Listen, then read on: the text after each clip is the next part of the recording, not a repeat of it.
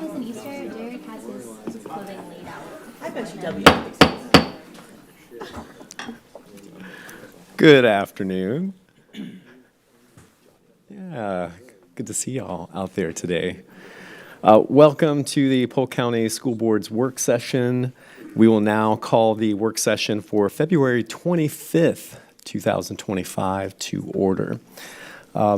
Since we are discussing probably our first agenda item today, artificial intelligence as a policy, I thought that I'd start by giving a random pencil fact.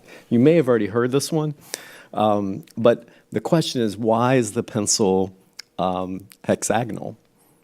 Right? So, a lot of people typically think the pencil's hexagonal because the desk were sloped, so it wouldn't roll off the desk. However, that is not correct. So the large pencil manufacturers actually could get about 10% more pencils out of a slat of wood than basically the round pencil. So efficiency is what the key to the hexagonal pencil was. So there you go. There's your random pencil fact today. That was from Henry Petrosky. He taught at Duke University in the history of engineering. So I would like to thank everyone for being here today. Thank you to our staff who you will be available and accessible to us. I really appreciate that and your time that you've carved out to be here. So thank you for that. Basically, we're here to serve our students, right? And we're happy and humbled to serve alongside the most educated workforce in the nation. And I would like to start by reading our Who Are We statement. And it goes like this. We are the Polk County Leadership Governance Team. If we were to pick one phrase to define us, it would be student-centered, because when we come together to work, we lean on our diverse backgrounds and experiences to ensure that our decisions are focused on providing a high-quality education for all students.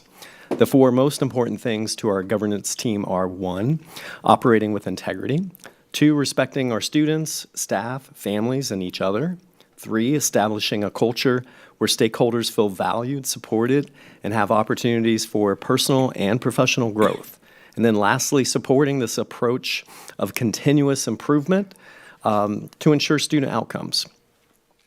Collectively, we need to work on behalf of the children that we serve and find avenues of agreement so that we can govern the district in this effective manner. There's no acceptable alternative to that. We will always collaborate in a respectful manner in order to enhance opportunities for each student and staff member. We will not disparage others. Our students will thrive because we will remain committed to supporting the whole child. We hope to engage and empower our students and stakeholders to create this community of lifelong learners. At this time, I would like to turn it over to Superintendent to lead us in the rest of our work session. Good morning, Mr. Chair, members of the board, members of staff, and community members. Thank you for being here. Our first item that we have before us, I'll bring up Ms. Teresa Griffin, Assistant Director for Policy and Public Records, along with Chad Davis, General Counsel to the Superintendent's Office. And they have 3 new policies to briefly describe for you that, again, we will follow our normal process of reading them here, providing multiple readings, providing a time for community feedback, and then the board will ultimately move to adopt these policies. Ms. Griffin. Thank you, Mr. Hyde. As Mr. Hyde mentioned, we have 3 new policies today. The first one is Policy 9271, which is students receiving scholarships. And this policy is in response to legislative changes that relates to students that are enrolled in a state scholarship program. And so it just allows the district to recoup some of the FTE, like for students that receive state scholarships, like the Family Empowerment Scholarship, but take classes with the district. So this policy is just in response to those legislative changes, and there'll be more specific procedures that'll outline like what that looks like, how we'll work with families to do that. Does anyone have any questions on this particular policy? Ms. Wyatt, is that are you, Well, I was trying to push the button, but it wouldn't. it's because it didn't clear from the last time you spoke. I apologize. Go ahead. So, and this is probably more of a question on the scope of this, so it applies to anyone receiving a scholarship. We've had this conversation before, and I know several of us, when we were in Tallahassee year before last, I believe, met with Commissioner of Education, and he encouraged us to look at a pay-for-play model for any of our additional offerings to students who are not enrolled full-time with Polk County Public Schools. Will this include students that are that may not be receiving scholarship money? Will we also have a mechanism for charging them for any of the extracurriculars they're participating in, or if they're taking one class or things like that? So extracurriculars so there is a bit of a clarification needs to be made. Within our current student progression plan, we allow homeschool students to take up to 3 classes. That has not normally included fees for extracurriculars. However, we have discussed that. So in the procedures, you will see a fee guide for those students for extracurriculars and any coursework that goes above and beyond what our student progression plan currently allows for, as well as a carve-out specifically for scholarship students. So that's the intention. So yes, there will be a fee structure for both. They will be the same, but we are treating them as 2 different groups. So, and then just a follow-up question to that, the homeschool students that are taking up to 3 classes, we are not getting any FTE for those students? Not at Is that this time. correct? No, ma'am. Can we get some data on how many of those students there are, how many classes we're Yes, ma'am. including those students in that we're not compensated for by the state? ma'am. Thank you. And just as a reminder for the board, there were 750 scholarship students Yes. that are currently taking at least 1 class. We're still verifying how many of those students are taking potentially 2 or more classes through us and not paying any fees to help cover our costs for those courses. Thank you. Dr. Allen. So when you look at that data, is there any particular area that's in more high demand from these different groups? No, I don't have a course list, so I don't know. It is safe to assume the 750 are largely secondary students, high school students, and more than likely are taking coursework, more rigorous coursework that they could not necessarily access through other mechanisms, right, through a traditional homeschool structure or environment. So I'm making that assumption, but I can provide that breakdown for the board. Yeah. And, do we foresee any growth, or are we at like a capacity for this? I mean, just curious what you're thinking around this area and this policy. Well, enrollment is typically for certain courses is predicated upon class size and availability of a course based off the number of sections we can teach, which then subsequently is a direct link to how many teachers meet the certification requirements. So at some point, there may need to be a discussion that should a fee-paying student come in conflict with a regular enrolled student for class space, I would assume that our students would take preference or get preferential scheduling versus students on a scholarship. But we'll have to work through that. That's not currently the case at this time that I'm aware of. Okay. All right. Thank you. Ms. Griffin, go ahead. The next 2 policies are also new policies, and they all surround artificial intelligence and natural language processing tools. So it's policy 5505, which is academic honesty, and then 7540.08, artificial intelligence. And these are just new policies that Neola provided language on just based on the continued growth of AI. And administrative procedures are being developed that will have more specifics of what things students and staff can do with AI, which programs that'll go through the peer process, through Ann Pasco's department. So the procedures will be more specific to that. These are just the policies that give us the authority to offer AI, the use of AI. any questions on these?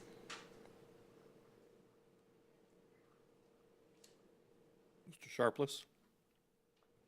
I don't have a question. I just want to say that I like how there's flexibility in this. We're not, procedurally, superintendent, you can certainly determine punishments or violations and all that, but we're giving more of a guidelines here. Right. And I appreciate that, not having to get down into those weeds, because really that's, I believe, more for the superintendent. But I do like the fact that we're giving the superintendent flexibility now based on this, and I think it's important because this is our next step, right? I mean, we're artificial intelligence. I teach at a university, and we're dealing with artificial intelligence use, and we've had to develop our own procedures there. So it just makes sense that we're bringing that to the school board.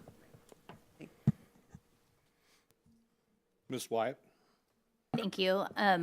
I too am thrilled to see that this is moving forward. I think AI is the future, and our students need to be equipped to know how to use it safely and well, and that it's not designed to write papers for you, but to be able to help you filter resources, and that there really are a lot of opportunities to use it as a tool. And I hope that we'll have some curriculum and things around how to use it as a tool, and that will be our focus. Thank you.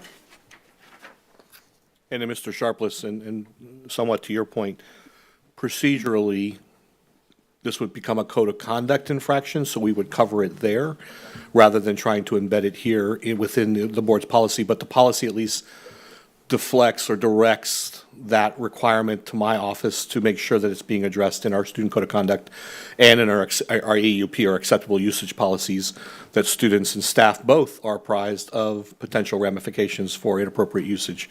And there is a lot of opportunity there for it not to be used appropriately. So it's an educational focus primarily.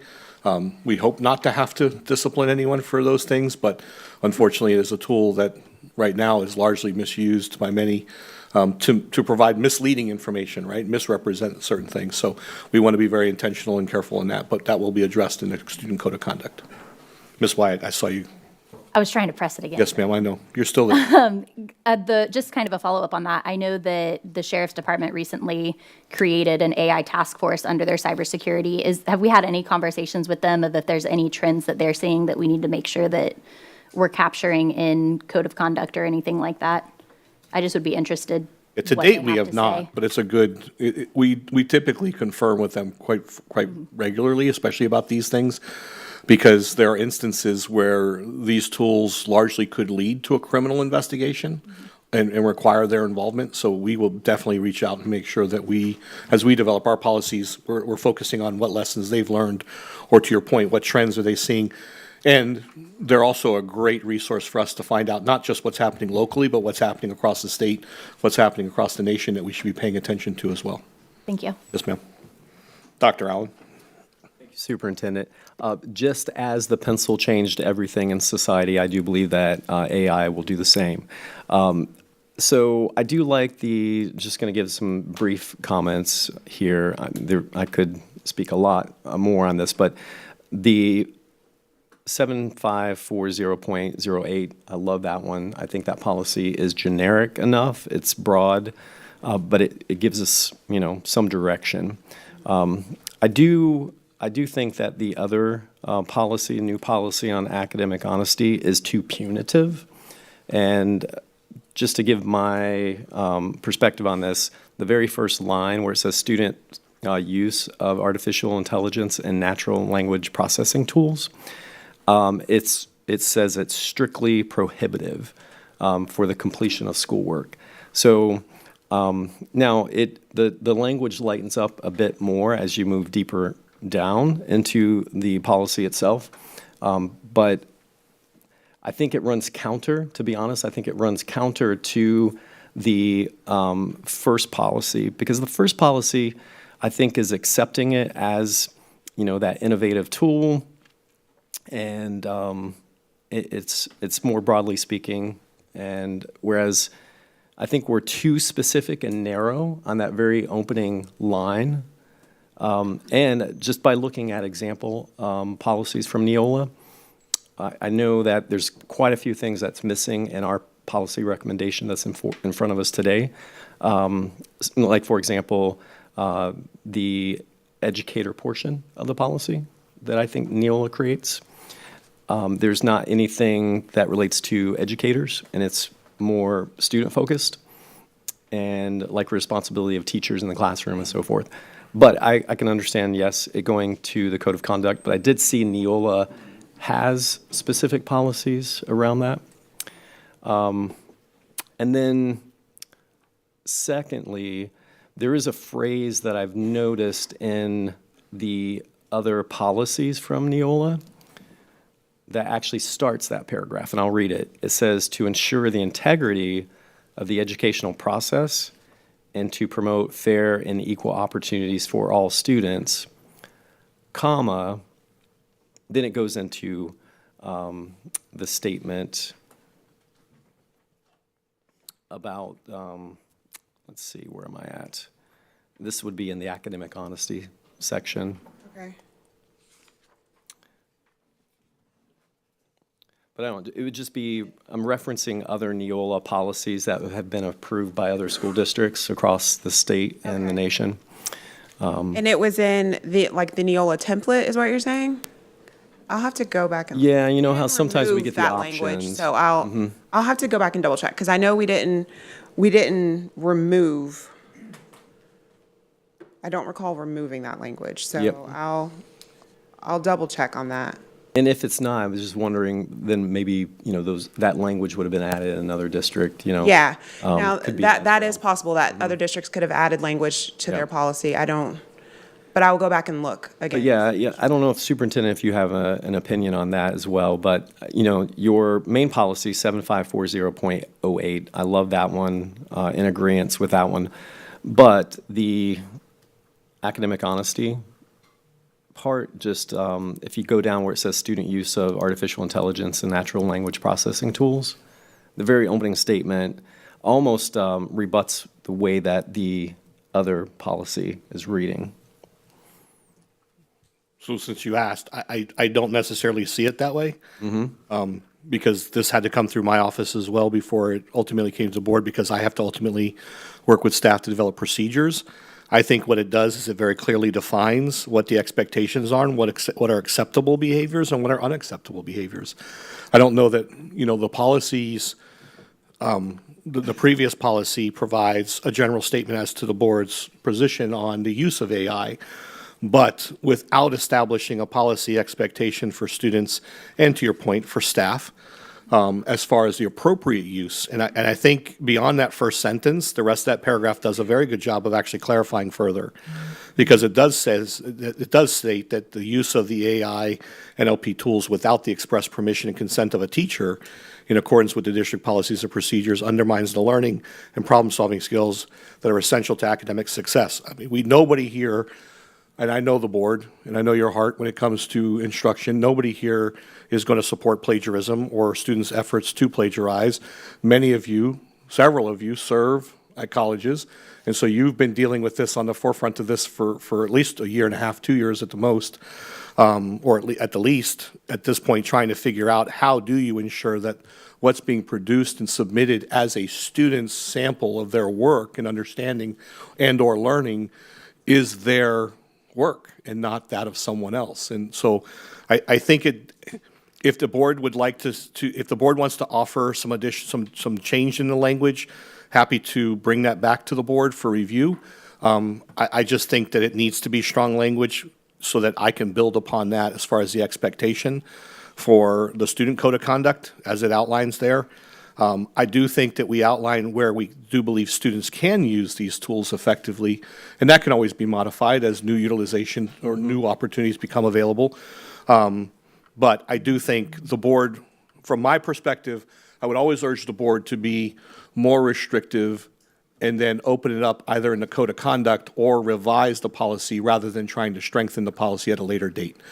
I think it's difficult to go in that direction versus coming in a little more strict and then becoming more lenient or more accepting with the language. But as Ms. Griffin pointed out, I don't see a significant deviation in this language than what was shared with me and we vetted through Right. our staff and attorneys But again, Dr. Allen, if there's something you or other board members would support, if you could point us to some of those school districts where that language was proffered from, we'd be happy to kind of revise this and include it and bring it back to the board for additional consideration.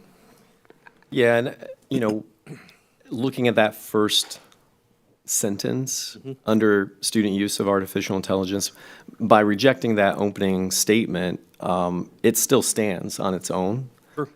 And, just the more prohibitive statement is, to me, it's stifling creativity and innovation. And it's focusing more on the reversals within the context of the statement itself. So, whereas, the remaining portion of the paragraph and the subpoints, I think, again, it's putting it in teacher hands as well and empowering the teacher, which I think is important through this process as well.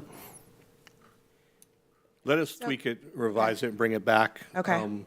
Dr. Allen, if you would, or any other board member, if you have found a similar policy that you'd like us to reflect further on and include the language.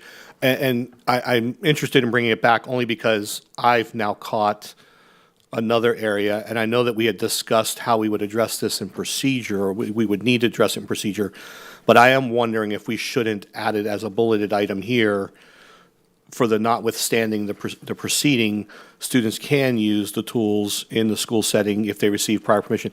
What's not listed there is graphic design and/or video. And so I know that that's a big component in that, an evolving area within AI, and we want to discourage the inappropriate use of that to make fictitious posts and things of that nature. But I'm curious if we need to consider providing some inclusion under the right guidance and supervision or parameters of the teacher. So let's talk about this, and we can bring back a revision for the. So, I can bring it back to the next work session in March. The original plan was for the policies that were presented today. Mr. Murphy would ask for authority tonight to advertise for a public hearing. That public hearing would not take place until April, just because of the amount of days that we need to advertise. We don't have enough days between now and the March meeting. So we could still have it, tentatively slated for a public hearing in April. That'll give me a chance to bring it back in March. With some of these tweaks, if that. Does that give you enough time as far as the code of conduct, though, as well? Well, the code of conduct will come to the board closer to the end of the summer. We won't be launching these tools during this academic year, so we have plenty of time to bring you the revisions to that. Plus, the student progression plan will also have to have some tweaks and revisions to it pertaining to this policy. Okay. Great. Thank you. Mr. Keys. Yeah, I'm going to need AI just to kind of gather my thoughts after all of that. So the first thing I would say is that I'm glad to see this come to policy. Coming from the corporate world, we've been using this forever now in banking and finance, and to see it come to policy finally I love it. I'm assuming that any kind of AUP would be updated as more technology comes out. So this isn't what we'd say an act of Congress. We put policy in place where we have to have all these things to change things. So I'm happy about that. And going back to what Dr. Allen said, that statement on the first part of the use of artificial intelligence, I think, if I'm not mistaken, the way I read it, that statement goes back to the aforementioned A through N, and kind of in those points in there, and saying this is what dishonesty is, and the acceptable use is kind of going against all those things. But I will say that is the intuitive nature of AI is that. And I play with it extensively in banking school, and we were trying to get some thoughts together on presentations, and you literally can put in the same question or give it the same instruction and come up with a different result every time. So I think having policy in place is great, but then the follow-up to that would be, the procedure in place to enforce discipline on that and to be able to interpret what is a student's own work, I think is going to be the challenge on the backside of it, because as these tools continue to update, I'm amazed at just the little time I've had to play with them to put in a simple task, and every time I put in the same task, I tried it, I get a different response every time. It's one of those things that it's, wow, this is awesome, and is even as much so as and I'm not going to name any names or we won't even tell an institution, but man, if I would have had this to write some of my memos 4 or 5 years ago, my life would have been a lot easier. But all that to be said, that I'm excited to see this come into policy. I'm sure we can update as we go along, but definitely some exciting times coming for us, and I'm glad that we're on the forefront of this. Good job. Ms. Fields. Well, thank you.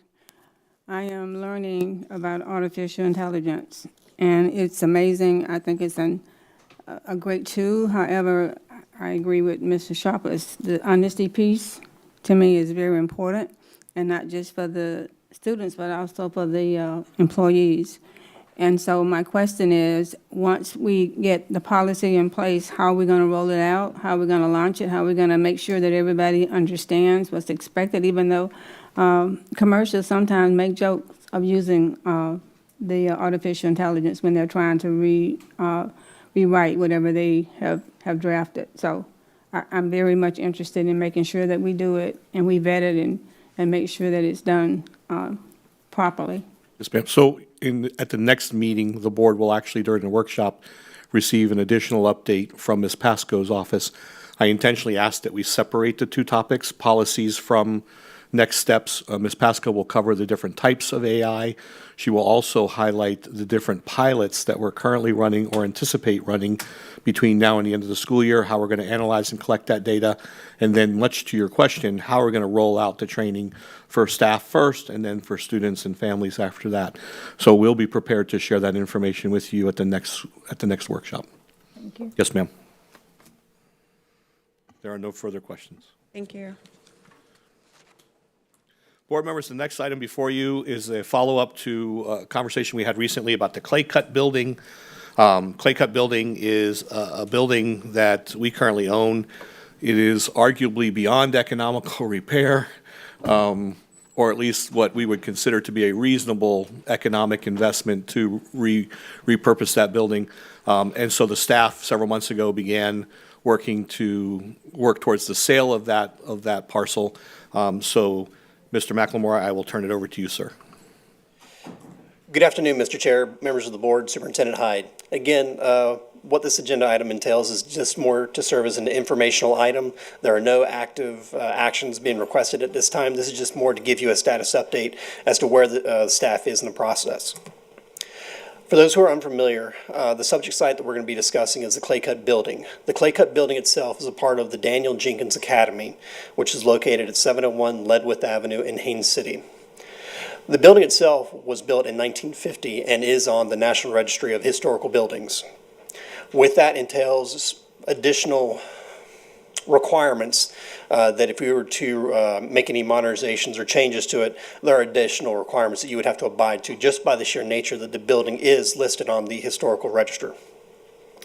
The subject site that we're in looking at selling off is approximately 1.92 acres. That includes the building and some associated parking spaces that would be required in order to meet Haines City's development standards for parking.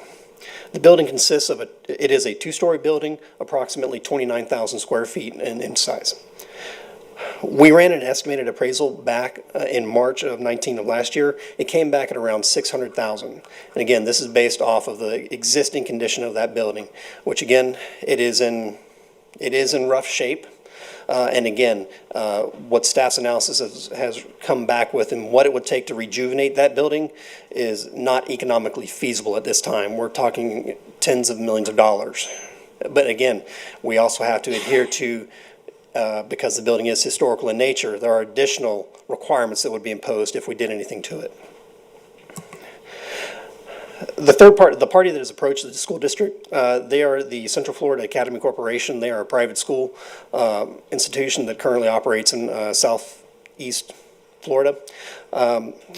What we are currently at in the process right now is that we are working on getting an updated appraisal. We are currently under contract with Mancuso Appraisal Services.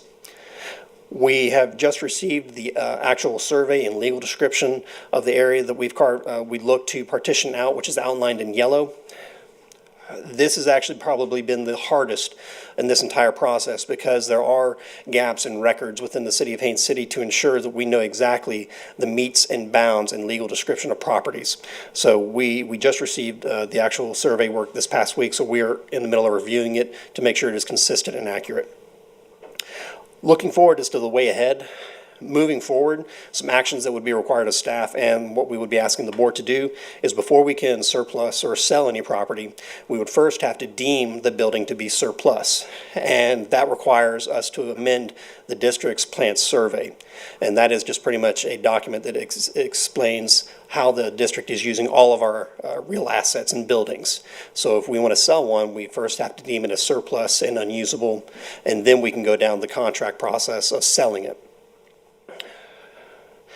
And to go back to piggyback more onto the contract negotiations, we are still working through the contract of what we received, closing costs, who's paying commission fees. So again, this is still very early on in the process. So a lot of those items we are going to address. We will work with the district's counsel, with Boswell and Dunlop, to review this, as they will be serving as our agent in this process. And once we get through all of that, this is still going to come back before the board for a final determination as to approve or deny. With that, I stand by for your questions. Ms. Miller? Hello, thank you for presenting today. I just have a quick question. I know this is going to come back to us, but the contract that is on the record is out of date. They're going to fix the date. Also, it shows that we're paying the buyer's agent's commission. And as of last year, the NAR had a ruling that that's not what automatically happens. It's not, it was assumed that that's what the practice was for such a long time. It automatically was included. That's $18,000 that we should negotiate, and I would stand and not approve if we're going to start paying buyers agents commissions. We have cost in this. The attorney's cost is substantial. It's probably more when they get done with all the work than agents' commissions would be. And so I would like for them to work on that before it comes back to us. But I appreciate you doing this, and I'm hoping the building can be restored and used for kids. Thanks. Mr. Keys? I will tell you that this is something that I had multiple requests on even before coming onto the board in November. What are they going to do with that building? It sat there for so long. And I'm in agreement. This is something for being very familiar with it. I've, probably passed by it 30 times a week. It's one of those assets that is just going to be a drag on us and a drain on us. So I'm definitely in favor of getting rid of it. One of my concerns, though, is being it adjacent to Daniel Jenkins Academy is how we limit access in between the two, because it is so close, making sure we have, the buyer understands that.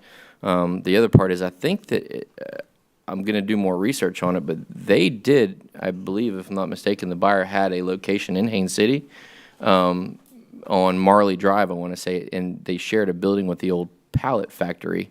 And the office space, I wonder if they're still in operation and what the transition would be there. Not that it's out of our purview, but for the good of the community, letting them know that this is, who we're selling it to is a reputable institution, and this is what the intended use is for. Because I found differing kind of historical records there. But again, going on the record saying, I've had community members say, hey, we want to use this for a community center and do some gardening there, and all those things will. Well, yeah, but you're putting the cost back on, the school district to upkeep the building, and you just kind of want to use it. Wasn't in favor of those things in conversations, but again, to reiterate the statement I already made, kind of sound like beating a dead horse here, but I am in favor of us, kind of getting rid of that, because it would be to rehab that building, and all the things to bring it up to code would be, such a financial restraint or constraint on us that we would lose in that overall. So anxious to see something good happen with it. And want to hear more on that as it agrees. And thank you to Mrs. Miller for bringing up that contract, because I've seen the same things in dealing with commercial real estate, that we need to do our due diligence on that side.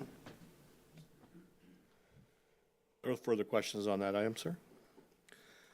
Next item, board members, we still have the dynamic duo of Mr. McLemore and Mr. Fix. This next item is an update for the Florida Division of Emergency Management. And as you recall, we received a grant, and Mr. Keys, this would be new to you prior to your arrival. We were very fortunate to receive a grant that would help us place a larger permanent generator at the Tenor Rock High School site.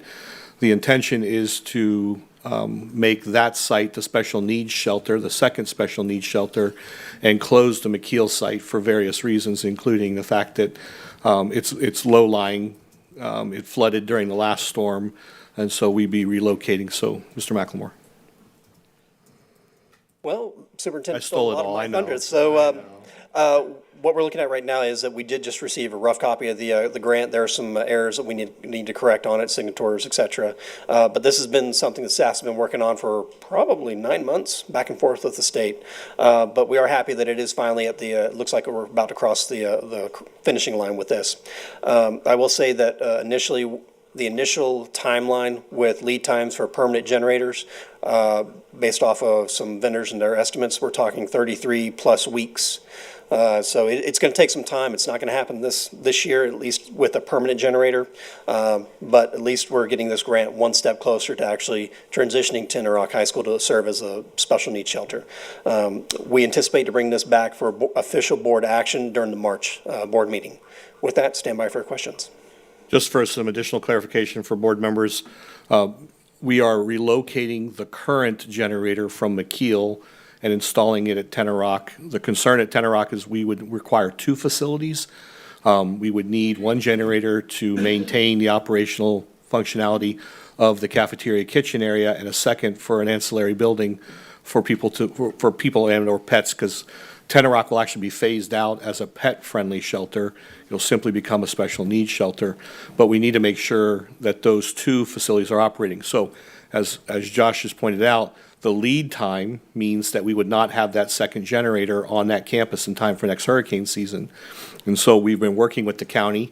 The county is exploring the option that they would lease a generator and then do the hookup with us for the duration of the hurricane season.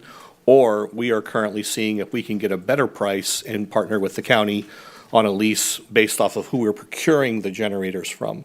They may have a lease option for us due to the lead time for us to get our own permanently installed. So just so you're aware, I'll keep you apprised of the updates of that, because we may, while that building should be functional for next hurricane season, we might have to restrict its capacity depending on whether or not we have 2 generators on site or not. So I just want to make sure you had that additional background. Mr. Murphy? Thank you, Mr. Superintendent. I was just curious on this grant agreement. Pardon me. I've been hearing the last couple days where there's some federal grants that are being, either terminated or repurposed or what have you. Do you know if this particular grant is a state grant or is it a pass-through for federal dollars? Do we know? I'm not sure if this is a pass-through from FEMA or not, but this is originating from the state. Okay. I just didn't know if we'd had any recent communication. Some of my other clients that have relied on federal grants have been informed that some of those grants are no longer going to be available. We have not received that notification thus far. No, the grant manager hasn't expressed that at all. Okay. We're trying to spend our money as fast as we can Probably a good idea. before they take it back. All right. Thank you. Mr. Keys? My only question is, I see the grant amount, and I saw in the document some totals and fixed capital outlay and all that, but what is the anticipated cost? Do we have any kind of ballpark? Would it be for, now we're talking about that second generator, if that would be absorbed into this grant as well? So this grant will not front the entire cost of both permanent generators at this site. But again, as the superintendent has alluded to, we are in talks with the county to almost do like a cost sharing for whatever difference still remains outside of what can be covered by this grant. Excellent. Initial costs are around 1.7. They've been great partners to date. They recognize, by statute, we have to avail our shelters, but what we don't have to do is staff them, and we do every time. We have an amazing team of dedicated employees that do that and give of their own time and their own family safety to be with us and be with our residents. And I think the county absolutely values that and recognizes that commitment. So they actually approached us with this grant, initially saying they would provide matching funds, and so we're just working through that process. The second generator, though, is already owned. We're relocating it from McKeel. And now at some point, we may look to replace that. That is a 750 kilowatt generator, if I recall correctly. It may be larger than that, but I know that our team was exploring how to trailer it and disconnect it from McKeel and relocate it. And the McKeel group is very happy to not be included in the shelter list for this upcoming school year. But that means Tenor Rock will be a viable option for us, and we're excited to be able to provide that opportunity to our community, especially on that side of town. Well, and I think the centrality of that too speaks a lot to that. It's very kind of in the center of the county and able to be accessed by many. So excited to see that. Dr. Allen? Yeah, I mean, just a minor question. I know Citrus Connection has a big part in moving special needs, right, with their transportation system. So I was just wondering if they've been a part of that conversation as well. So they will be once the map is finalized. We met with the county, and so once that map is updated, because currently it reflects Tenor Rock as just a pet-friendly shelter and still lists McKeel, so they'll have to reprint that, update that, at least on the website and other areas, and then Citrus Connection, when all of that coordination takes place, pre-storm planning, they're brought into the loop at that time because, again, all of their drivers and vehicles then become dedicated to relocating those medically fragile individuals in our communities. The nice thing that we've been able to work out, though, and the reason why we've been focusing on our high schools for this type of enhancement is we are able now to isolate the gymnasium, and rather than having to close schools even earlier to stage these individuals, we can now maintain the functionality and operational nature of those schools without disruption, with additional law enforcement and with some perimeter fencing and some other things. So we are able to bring those individuals into the shelter without disruption, maintain a school day, allow parents and everyone else more time to plan, and then we can close whenever we need to. But it's very hard to justify closing when it's sunshiny, blue skies, and people don't understand there's a storm looming. Parents get frustrated very easily with that. But this allows us to do that safely without any potential safety risks to our students, because there'll be additional law enforcement on campus. And we've worked through this at Ridge and some other sites, so it's turned out to be a very good process and proposal for us to pursue. Great. Thank you. There are no further questions. You're off the hook, gentlemen. Mr. Pitts, the next item, board members, as you know, you wanted regular updates and more information about the Fortress Secured proposal. Mr. Murphy has been party to this conversation. He's been on multiple phone calls with the attorneys and the groups involved. I participated in at least one. And so really what Mr. Pitts will share with you is just a brief update. You'll receive additional information on March 11th, and I'll speak with you about that later today.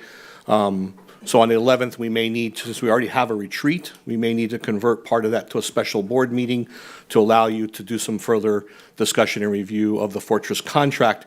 With that will come the timeline that many of you requested for those hard timelines, those delineated key points and deliverables, to make sure that we're keeping pace with the contract delivery and the beginning of the construction and ultimately the ability to open a school in the near future.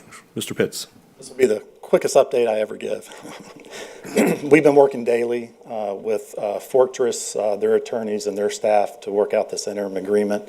As you know, when attorneys get involved, the timeline gets a little longer. So we will bring you back that interim agreement, the final draft, as soon as we have it. We were hoping to have it here today, but we should have the draft for you at the March 11th retreat. Is that? Am I good? Yes, sir. Thank you. Yes, and we have been working very, very closely with staff. I want to compliment staff in particular on bringing to the table a lot of the information that we need. We have also been working with Mr. Brian Williams, who you may remember is helping us, was assisting the district in going through the whole P3 process. And we had a very, very comprehensive meeting yesterday, going over the edits that were suggested by the Fortress folks. And so it is hopefully going to be soon that we're ready with a contract, but we're really getting very close. There are some issues that still need to be addressed, and we're going to address those, but it is moving along. And the interim agreement will define those activities that need to start immediately, such as surveying, planning, property acquisition. So it'll be a small dollar amount compared to the final comprehensive agreement that we are starting to work on, and then that'll come back to you in 2 to 3 months, that comprehensive agreement. The nice thing about this process, if there is a nice thing, is that it doesn't marry us to any particular thing insofar as if the milestones, if the guidelines are not met by the contractor or by the design professionals or whomever is involved, we have options, we have off-ramps that allow for us to be a good steward of the public's dollars, because at the end of the day, the monies that we spend on this are coming from our coffers that we are the stewards of for the public. So we have to be real, mindful of that. P3 is very, statutorily recognized as being an option. We're engaging in that, but it is important that we have the flexibility that is part of, it's inherent with the P3 project, and in particular the statutory authorizations for it. So we're working real hard on making sure that we are being as clear and as specific as possible, but at the same time making sure that, we have a good product at the very end. And the board will continue to be involved as appropriate. Thank you. Thank you. Seeing no further questions or comments, thank you, Mr. Pitts. Thank you. Board members, next item before you for today's workshop is just a reminder and an update, as promised, Alta Vista. So we had a conversation about the use and relocation of Alta Vista to the current Scenic Terrace location, which is a K-8 facility. This would serve the needs for that school based off its original design and intention to provide relief to Boone Middle School. And the numbers were provided for you here in your presentation. We covered them last time. What I'd like to cover with the board today is the timeline for conversations within the community and with staff. Should the board give us the authority to move forward with this, you are not voting on this today. This item will come back to you again for further review, and I'll send you the complete summary of the timeline. But on March 11th, we would seek to meet with staff and have an initial conversation with them. These conversations typically cover how we relocate staff, when they can expect for boxes and things to be delivered. We send additional staff out there to basically help them understand how to label their boxes, how to label their materials, whether it's a personal item, a school district procured item. So we make sure we get all those things transferred. We work with the administration to identify their room placement, and then we deliver those items to their classrooms and hopefully get them there in a timely and safe manner. On Wednesday, March 12th at 5:30 to 6:30, we would host a town hall with students' families at the school. I will attend that meeting, as I have these meetings in the past.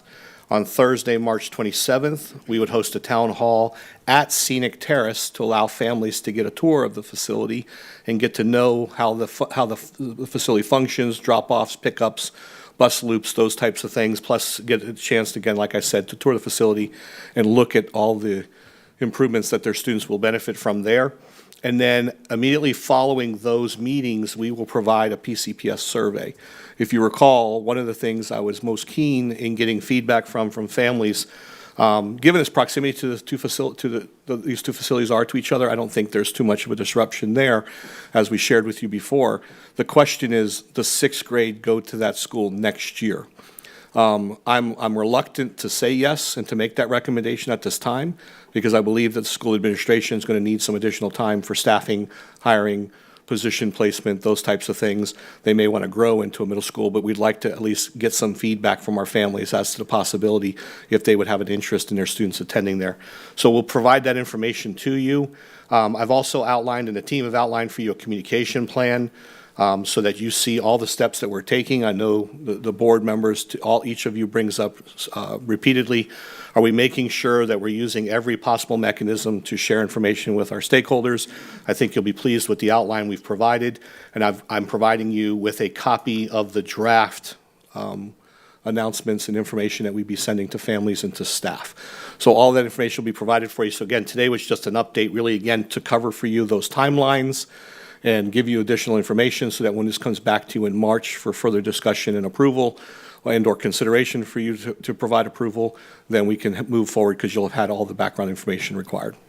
If there's any additional information you'd like to see, please let me know. We'd be happy to provide that for you at the next meeting, or see if I can answer those for you today. Mr. Keys. Be very, very short. How timely was it that this particular location was built when it was, and the size and the scope of what it was, and what it's going to, how it's going to serve the students in that area? I will tell you that, again, this is one of those things that I feel like I'm speaking a lot today, but this is all my area, right? And I love the way that we're going to transition into this. I guess the question I have, and if we have to answer it next one, is at what point or if are the attendance boundary committee going to be involved in that? And any recommendation they would give, I wouldn't think so immediately if they're using it as just Alta Vistas during the portion of where they're doing construction. I wouldn't see it so, but for the future of that, I guess a timeline on when we'd actually look at zoning on that and how that affects Boone. Yeah, initially, I think the proposal, we briefly covered this last time during the initial presentation. We would use the existing attendance boundary for Alta Vista and then expand or modify that once that replacement site is fully completed. Because we believe, based off the projected growth for that community, we will need another school there in the near future. I appreciate you for refreshing me on that. Thank you. Ms. Wyatt? Thank you. So I have a question, but I also want to make sure I understand first. So the thought would be that Alta Vista would move there permanently, and then once the current Alta Vista site is rebuilt, that would be the new school. That is where Fred Hyde Elementary School will go, yes, ma'am. I can't wait. That does have to go through several approvals, correct? Okay, just making sure. I'll save my piece for I want to have that some later say in the then. mascot, though. I'm worried about what the mascot might look like. Thank you. I think that, to Mr. Key's point, this school was built very timely, and to allow us to, we do have a few landlocked schools in that area, as I think Elbert has greatly benefited from being able to move their student population there. We had a similar concern when we did this with Elbert, because it was announced about the same timeline, which took place after all of the academies and choice schools applications had closed. So I would like to see a plan of if there are students that, I thought I was going to Alta Vista Elementary School where it is currently located. We're now at the 13th hour changing what that looks like, and making sure that we are providing other options for those families. Does that make sense? It does. I think from our perspective, I believe it's just over a mile between the two, and I don't know that that's going to create any significant disruption, but we'd be happy to work with Ms. Everett and her team to determine and identify any students who made a choice selection for that campus, and then revisit that topic with them to see if it's going to become a barrier to their attendance. Thank you. I don't know when the last time was you drove just over a mile in Northeast Polk County, but that that may or may not be a longer timeline than one may think. So I just want to make sure we're working with those families and giving them every opportunity, especially if, they've been happy with Alta Vista. The location has been great for their family. What does this look like for busing? Did their student was eligible for a bus, and now they're inside the 2-mile radius, and making sure that we have a plan to work with those families as such. Absolutely. Thank you. Mr. Sharpless? A couple things. First, the timeline you just shared with us, can we get that in writing? You have it right now. It's in your inbox. Oh, excellent. Perfect. I'm not checking my email during the meeting, so I didn't see it. Appreciate that. Second thing, with Boone Middle School being over capacity, right? I guess just the question I have is, could it help to actually have sixth graders in there next year to relieve Boone some? I understand the issue with it being such a tight window. However, if families elect to go there, it might be a good thing. It's just my thought. I know Boone is just over capacity, and if we could have any kind of relief to that school, it would be helpful. Yeah, so it's a tough question to answer with a direct answer. So I'll put on two different hats for you. As a building principal, I would prefer another year, because there's a lot that goes into developing a master schedule for a K-8 facility, and then making sure that my staffing allocation is appropriate based off my enrollment projections, number one. Number two, being able to hire enough staff to ensure that I can offer the spectrum of courses and classes that we need to. So from that perspective, as a former building principal, I would have a great deal of heartburn trying to get that done between now and the start of school. But part of this too could be, you may only find that 10% of the current fifth graders would prefer to stay there. So it might be attainable. I can't say no to that. Now, as a superintendent, looking at how do I best address the needs of our entire community, how do I offload some of that overcrowding at another school, it makes a great deal of sense. And also from a perspective of continuity for the families, it may make sense. So rather than having them start Boone as sixth graders and then be offered the opportunity to come back as seventh and eighth graders, once a child's out of school, it's very difficult to uproot them from those schools and their friends and the teachers and the other staff that they've grown and developed relationships with. So there's a lot to be considered here, which is why we want to be considerate and get the feedback from the parents who are going to be directly affected by this. And to Ms. Wyatt's point, making sure that anybody who chose to be at that school can continue to attend that school without disruption, or that distance becoming a barrier to their child participating. In any instance, if transportation were the barrier, because much as Ms. Wyatt pointed out, the 2-mile radius does shift, and so transportation is already involved in reviewing that to make sure that we would relocate bus stops and assign students appropriately for transportation needs. But I'll bring that back to you as a follow-up. Thank you, sir. I see no further questions on that topic.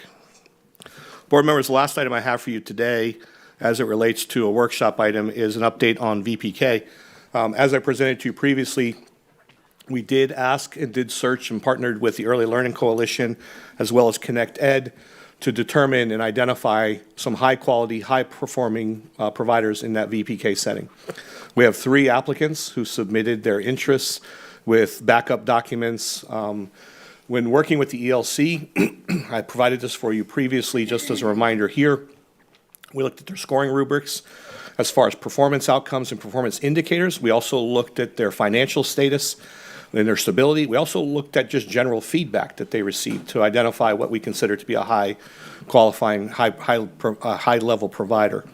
Those 3, I sent out the invitations earlier today, actually just as our meeting was starting. Ms. Wyatt, if you recall from the last meeting, volunteered to be a school board representative on that interview panel. We will interview all 3 of those, I believe, during the first week of March, and then we'll bring to the board a final recommendation for a provider to move into that 5-room building on the McLaughlin campus as a satellite campus. And so that's the update for the board. And again, we're seeking and developing a contract because we don't currently have a contract of this nature with an outside provider, but it is very mutually beneficial to all of us. And then part of those contract terms would be, as we talked about before, a potential carve-out so that certain seats are set aside for Polk County Public Schools employees. That would obviously have to be based upon proximity to that location for availability for staff to utilize it for their children, and obviously then, depending on the demand, it may have to be a lottery-based process, and we'll outline that for you as well. Okay. Ms. Miller. Just to make a statement, if we haven't had any other frozen money, but if that happens, is there a plan to move forward with these kinds of VPK programs if funding is stalled or delayed or disappears? I think, good question, thank you for teeing that up. I think it is the model. If the school district faces potential cuts that are adversely going to affect students receiving services, and as a superintendent, as an educator, and along with this board, I think we have expressed repeatedly our commitment to early learning and early childhood education. For a lot of reasons, right? Social emotional development, behavioral identification, academic supports, all of those things. If the funding were to go away or to be reduced any further, we will have to look at these types of partnerships in order to make it sustainable in Polk County and maintain the affordability for our staff. Because what I think sometimes people, when they initially look at these things and look at the potential impact, they may see, or they may immediately go to what they perceive to be a negative impact. But think of it this way. If we already have the facility and we're covering the facility's costs and an outside provider can come in here, we just reduced their operating costs by 40%, nearly 40%, which now means they can adjust their rates and they can adjust their pay scale for their employees commensurately, which should result in lower fees for our families.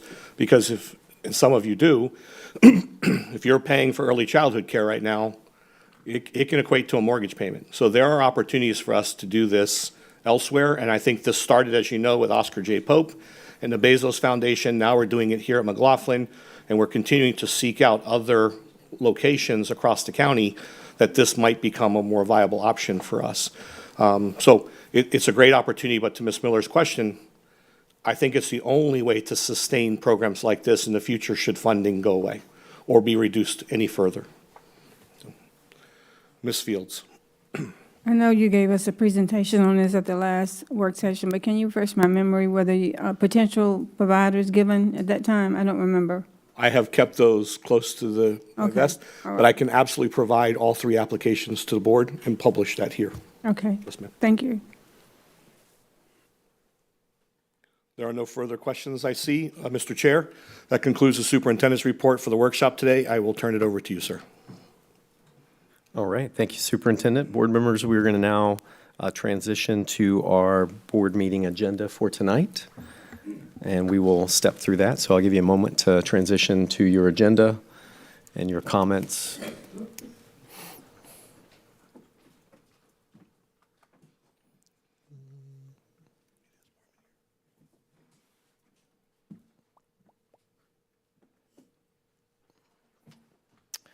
All right, so any questions? We're going to basically go from the top down and move from A to F. So sections A through F, if you have any comments on those sections. Excited about our guest tonight. If y'all had a chance to read her bio, her goal, she wants to be an English professor, if you saw that, who's leading us in the pledge. All right, so I'm moving down to section G through J. G through J, if you have any comments or questions. All right. Ms. Miller, you're recognized. Preemptive. All right. Section K through M.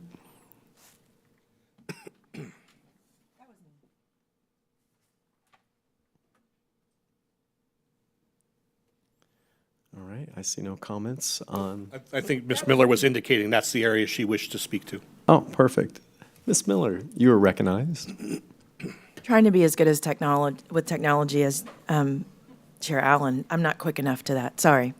I just had a question, and I had sent an email, and the superintendent can give us feedback or give me feedback later. Just looking at K1, because it's in my district with the re-roofing, I just looked at the attachment on how the request was made, and then the person had to come back and re-request. It just seemed a timeline lapse. Is there a timeline for how these things will be answered? Because what I hear a lot when I'm in the schools is, we've requested that or we asked for that, and the getting back to the person on the process. Is there a written process I can share with schools on how this works? To request a work order or? Well, like when we have projects like this. So this is different than a work order. Right. So no, yes, there is a process by which they submit these requests. However, in most instances, in this case, like with a roof replacement, it would more likely be submitted directly by facilities staff and maintenance staff because they've been going out there consistently either trying to patch or make temporary repairs, and you reach a certain point where just the recommendation is to replace either a portion of a roof or the entirety of a roof, depending on the type of facility.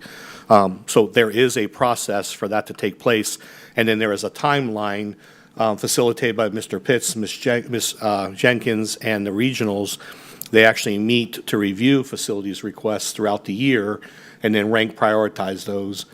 So we can, I forwarded your questions to the team to figure out why the school felt the need to have to come back and ask for the proposal to be resubmitted. Because it's not common for a school to submit a request for them to do a facilities replacement, like for a roof, outside of maintenance identifying that as an issue to begin with. Yeah, I just want to clarify, it wasn't the school. But when you go to the school, they usually initiate the facilities to come look at the roof, and they come out. But if you look at the attachment, even within our own department, there was a request from facilities, from the director of construction, that the request was made, it went to the budget supervisor, and then months later, he comes back and says, can I get an update? There was months in between that, so I'm just curious to what that looks like, because in the end, the school didn't initiate it, I did, because I'm thinking, when I show up to the school and I say, how's that going? And they say, we haven't heard, it's probably because these months lapse in between our communication. But that might have been a special reason, there could have been other extenuating circumstances, so I didn't know if there was an actual timeline for how we communicate. Looking at the individuals copied on here, I would tell you, and I can ask Mr. Cannell to be here this evening, along with Peggy to address the specificity of this, of your question. But more than likely, and I think I briefly touched on this when we talked about this, there's an engineering aspect that has to be done. Then there's an evaluation and an estimate. We have to put it out for bid. So I can get you the timeline as to why. But to your point, right, the question ultimately comes down to how is this communicated with the school, with others, to keep them abreast of the timeline, how it's developing? And to your point, where's there a gap in the process here where it took longer than normal, outside the norm? We'd have to identify that. So yes, ma'am, happy to do that. Yeah, I don't want to bother Mr. Connell to come in for that, but we can, if you can send me that, then at least I'll be prepared. Thank you. Yes, ma'am. Yes, ma'am. Thank you, Ms. Miller. We are moving down to sections N through P. Any comments there on that section? Learning support and support services. All right, sections Q and R. Teaching and learning and workforce. Okay, that takes us down to the action agenda for tonight. We have 3 items. We do have some policies. I'll basically reference those policy numbers before we take any action on those. Mr. Sharpless, you're recognized. On S3, I would like the opportunity to speak the bio for my nominee to the half-cent sales tax oversight committee. Great. Thank you. Thank you, Mr. Sharpless. All right, and then we move from there to the superintendent's report. I would assume you have something for us tonight, Superintendent? Yes, sir, I do. All right, and the attorney's report? Just to request the advertisement. Perfect. Thank you. And we do not have an auditor's report tonight. All right, good to see you out there, Ms. Matthews. All right, and then we have our board member reports, public comment, and then adjournment. Very good. I don't see any other comments on the agenda. I'm going to pop back over to our work session. All right, no other questions, comments on tonight?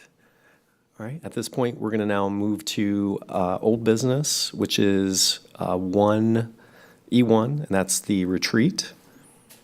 I'm not sure if y'all have any feedback, questions, why this one's still sitting out there. Ms. Wyatt, you're recognized. Well, I think it's still sitting out there because we don't necessarily have information about what the retreat schedule is for the next 4 sessions. I know Superintendent Hyde sent us what we're looking at going over on March 11th, but beyond that, I think that's why that's still sitting there. Yeah, I know it was asked just to gather more information as well from board members, so not sure what the will of the board would be. We do have 2. We just had our first board retreat, and superintendent has proposed his schedule and agenda for the next one. And then there were the 2 remaining dates that were out there. And I think that's what we're asking about. So I'm not sure what the will of the board would be, but that's the master board program that's in front of you. I did reach out to FSBA, and basically, you could see that it requires 20 hours of training. So on those 2 remaining dates, if superintendent needed half of those days on the other 2, they could do 2 blocks of 4 hours on those last remaining retreat dates, and then we would have to then schedule out the remaining time that would be needed as it relates to the master board program specifically. If I can address part of the question, Mr. Chair. So I, having worked with the board to go from just 1 retreat date to 5, or at least 4, based off availability, right? And everybody has conflicts in their schedules. But the work still needs to be done, and I appreciate the board conceding the fact and agreeing. And Ms. Fields and others have expressed concerns about the fact that a retreat, everyone should be there. But the retreat dates that have been scheduled thus far only have, at the most, have 1 board member missing. Again, these retreats are not decision-making retreats. While we may reach consensus on things, All topics will come back to a general board meeting and workshop for further discussion and approval before anything takes place. What I did for the first two meetings was, as the board members completed their interest surveys and they prioritized the topics, that's how the first two meetings have been structured to try and get those topics addressed. In particular, on the 11th, board members had expressed concerns about, and we've talked about this already publicly several times, some of you would like to have more flexibility with how you want to pursue your own personal and professional development. And so I'm trying to afford the board that opportunity to have that discussion at that time. Beyond that, the board has also expressed multiple times an interest in board training and self-evaluation and those types of things. So I've left that third meeting, which I believe is the full-day meeting, available to try and work with either FSBA or another facilitator that we could bring in to facilitate and so that we can all participate in that training together, or if that's a board training. But that's why the third date was not provided with an agenda at this time.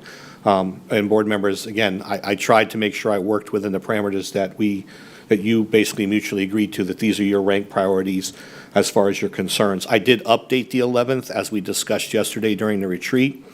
You will notice that under governance and roles, there was a bullet added regarding board budget for travel, memberships, professional affiliations, and consumables. There's also contract review based off of your inquiries there. And then, so that's your update for the next meeting on the 11th. Mr. Chair, if you'd like, I can work with you and the rest of the board and FSBA, Polk Vision, or others to see who might best facilitate a board training. But again, I'm just providing context to the question and background based off the question that was asked by Ms. Wyatt and others. Thank you, Superintendent. Ms. Wyatt, anything else? I have other thoughts, but you can go to other people. All right, Ms. Fields, you're recognized. Okay, I had mentioned this to the superintendent. I think that the environment that we need to have for a retreat needs to be a different venue, a different scene, because when I'm sitting here in a board retreat, I'm thinking that this is a work session or a board meeting. And I mentioned that to the superintendent, and he responded. And so I think that we have other places where we can meet. And I can't even see your faces when we're having conversation because I'm back and forth. As it relates to the Master Board program, I would appreciate knowing what subjects we have to choose from. We typically would have that if we're going to make a decision about the Master Board program. I think the superintendent just said this was going to be on the March the 11th agenda, and I will be at that one, but I know at the 11th I will not. So I appreciate you considering my request about the two items that were of most importance to me. We covered that on yesterday. Yes, ma'am. Thank you. Thank you, Ms. Fields. Ms. Miller, you're recognized. Yeah, I think, kind of along with Ms. Fields, I think we need to get to a retreat and talk about the biggest needs of the board. There's some organizational pieces that I think are much more importance right now of how our office runs and those type matters. I have a lot of questions. Again, I would like to know what the topics would be, and this might be a great program for us to do. It is an extensive program. Some of us have done some of these, so we would have credit, or are we going to redo programs we've already been set through? I think that needs to be the conversation.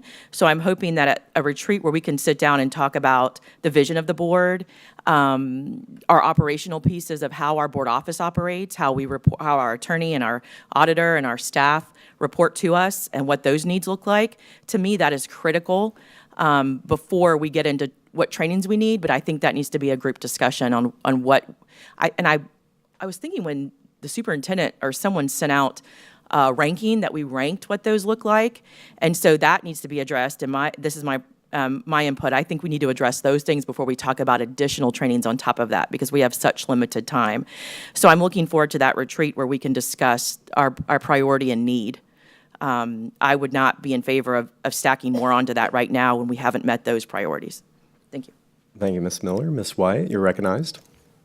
Thank you. I tend to agree with Ms. Miller. That's one of my biggest concerns is I don't think that all of the topics that we discussed wanting to cover over these 5 sessions are going to be covered in the next two sessions.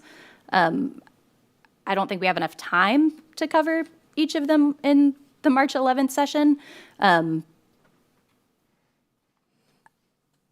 I'm not really sure why we're pushing doing master board so hard when we haven't covered the things that we need to, that we've all requested. I don't see anywhere on here, governance and rules looks like it's more the district roles, not necessarily the board's staff. And I think that that's a topic that we desperately need to talk about. I don't know that an hour for governance and rules and some of those topics is going to be enough on the 11th. I would prefer that instead of trying to rush through the areas that we have already said are top priority, that we take our time in talking about them. I would love to see the 5 days we had already set out, what that full schedule would look like. And if there are areas in that we feel like we need to bring in a facilitator, that's great, but we can't bring in a facilitator until we know what we're asking them to facilitate. So I don't know, even asking for others to look at a proposal, what we would ask them to propose, which has been, I think, the frustration from the beginning. I know Superintendent Hyde and I have had this conversation, and I think we need a full schedule of what we're looking at talking about on those days before we look at who's going to talk about them. Thank you, Ms. Wyatt. Mr. Keys, you're recognized.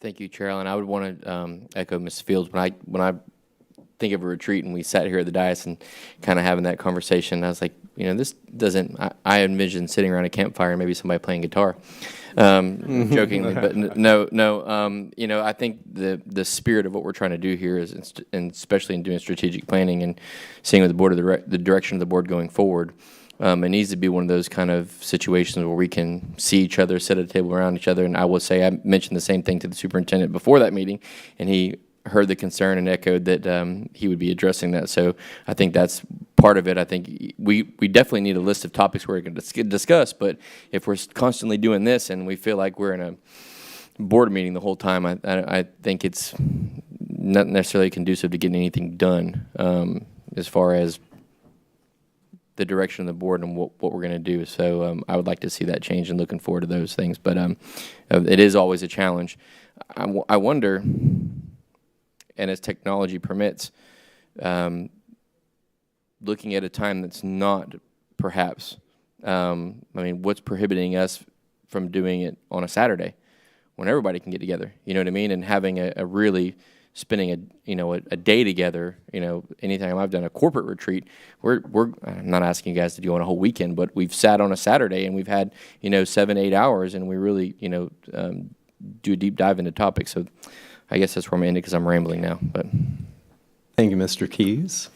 Mr. Sharpless, you're recognized. Sure. I would say the only other time I've had a retreat as a school board member was whenever we went to Polk State College on Highway 60, their technology campus, and we had our half-day retreat.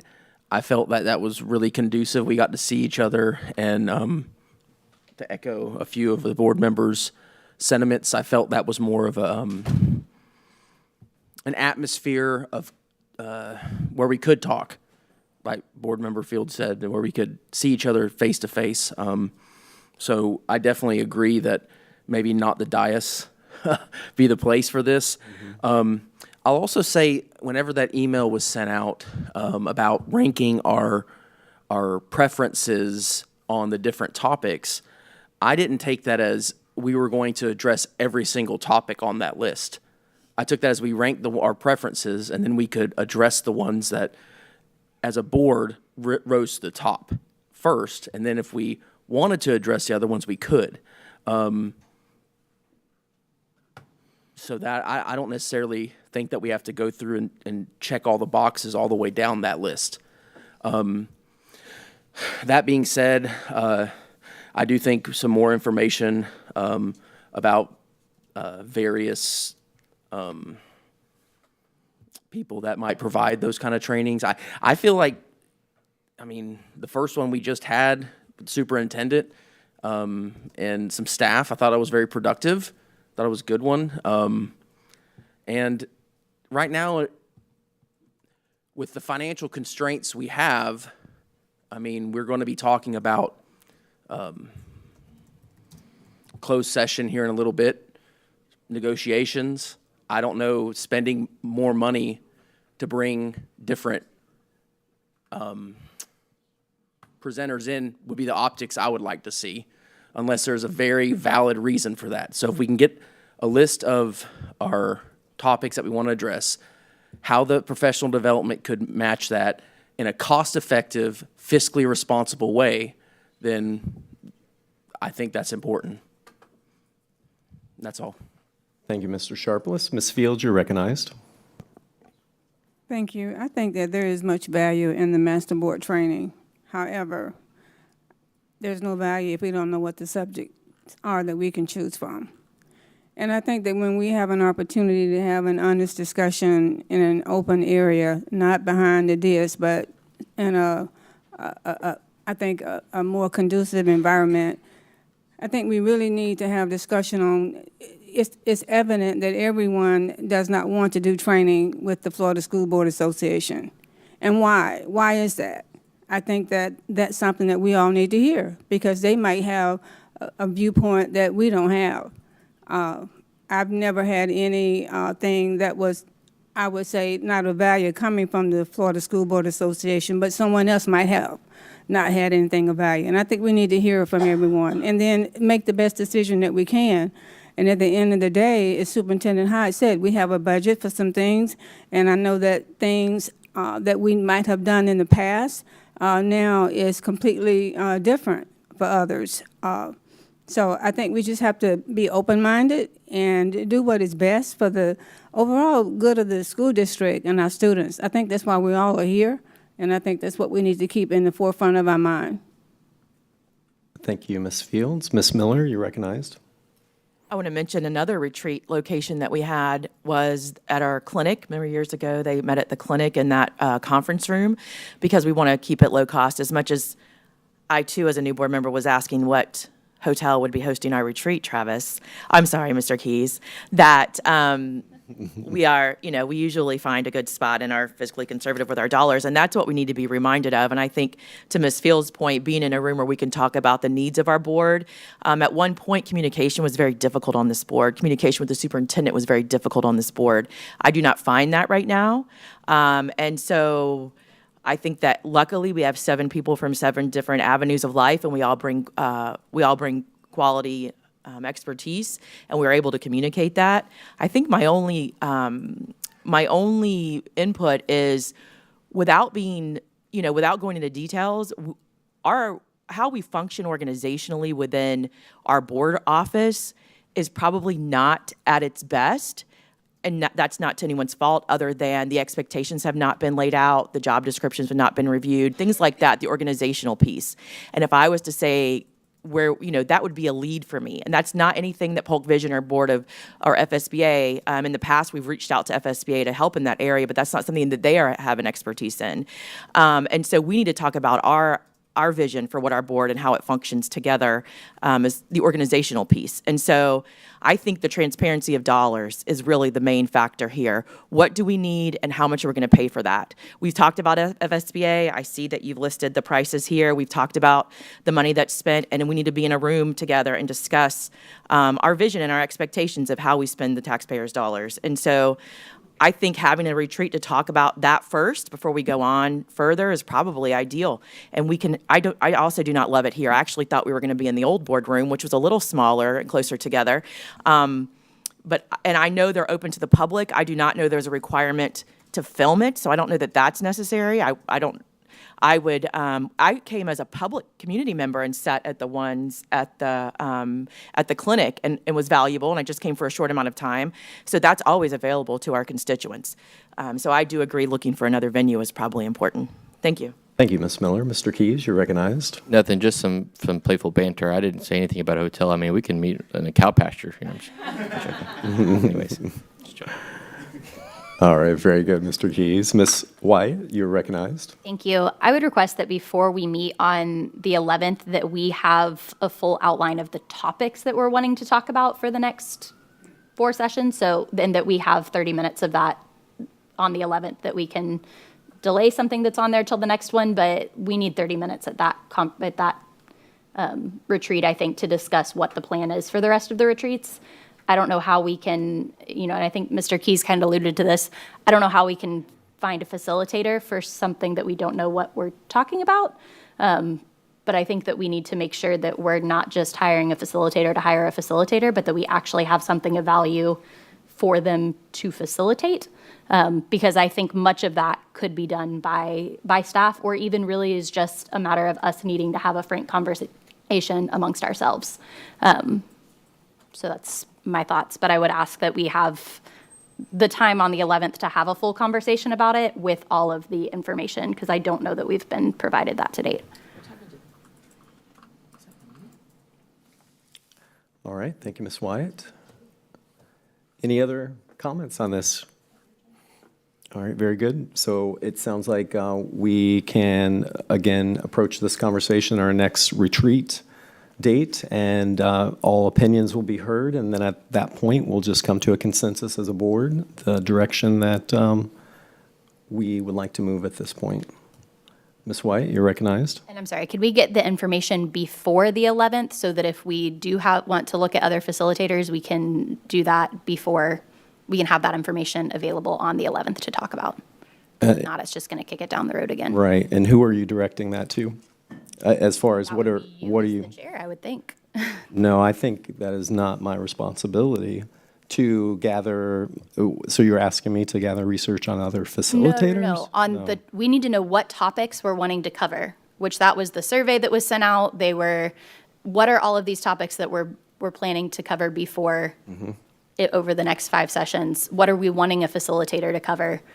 To just bring in a facilitator to, what are they facilitating? Yeah, no, I hear you. I think that probably needs to be directed to the superintendent. I mean, at this point, he's handled all of these topics and have taken feedback from you all on what those topics would be. If you would like to direct the superintendent to do that, but I don't necessarily know that that's his role. So, okay, so what are you asking besides the agenda that we have in alignment for our next retreat? Agendas for what are the topics that we are going to cover on the 11th, and the following 3 meetings that we have set aside? Okay, so I'm going to jump in since I'm being pulled into this conversation anyway. So you have the agenda for the 11th. Now, I'm listening to the board.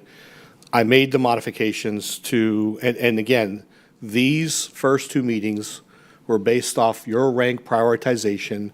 And keep in mind, board members, you had the option to fill in a blank if one of the topics that you were not interested in was not listed. And I only received 1 response from one of you adding that topic, although I will say that another board member spoke to that similar topic with me but did not submit it electronically. So it is there. It was not ranked high, but it is there. And so I did take the top ones. I left that full day one in case the board wanted to pursue additional training specific to master board training. I can work with Ms. Vega and we can work with FSBA. I've already emailed FSBA while we're here, asking them to send me a list of topics by each day of training, because it seems more like the board may have an interest, and if that's a way to unify the board in this initiative, is to have you look at all the topics that are typically addressed in that training and then rank prioritize those again as far as what the overall board finds of value. And then other board members can pursue whatever gaps were left or what other topics were not addressed on their own. And that's something we can do. I don't know any other facilitators that are out there. And respectfully, I don't know that that's a good use of my time or anyone else's time. So let me look at those topics first. Happy to bring those back to you. As far as the 11th, I'm in the process of modifying it based off the request I just received. So you still have to cover governance and roles in the morning. That was a place where several of you wanted to address, and I think Ms. Miller has spoken to it today. specific about how the board office functions and the employees that the board supervises function and what your expectations of them are. There have been performance concerns raised from time to time, and it's not appropriate to address an individual if the job duties and responsibilities are not aligned to the board's interests. Evaluating someone because they don't perform a function that you feel they should versus what's clearly delineated in their job duties is unfair to the individual. That's a gotcha. So it sounds to me, and I know Ms. Miller and I and others have had conversations similar to this, there's an opportunity to review what your expectations are, ensure that those are reflected within your job descriptions that the board manages, including my own.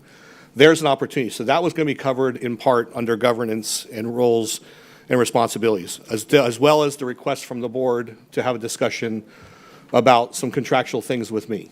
So there are topics that are already listed. I sent you the update. Then I would move school culture and climate, because we were not able to address that as under the whole child when we did strategic plan review yesterday and we looked at academic goals. So my hope would be to incorporate that in there for us. And then what I can do is move that last period of time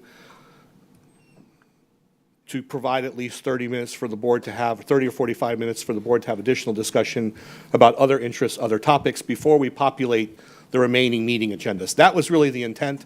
I did try to do the best I could with the information I had to create those schedules for you. Sometimes there's going to be too much time, sometimes there's not going to be enough time, but it sounds like you want to spend more time, especially on this day. And so what I would say is to anyone, and I have been in touch with staff, we are not required to record. We're not required to provide minutes for these meetings. We do, quite honestly, because my old eyes and memory sometimes can't keep up with all the things you guys throw out there, even with help. I want to make sure that I'm following up on all the things. So we typically try to. And so what we're looking at are alternative locations we can go, and these are not, there's no cost to these venues. So absolutely we can relocate. The intent could be to try and find one within each one of your respective areas, which I think would be a deal for each of you, right? Minimize your travel and impact. And so, but let me work with staff to see what we can do to you.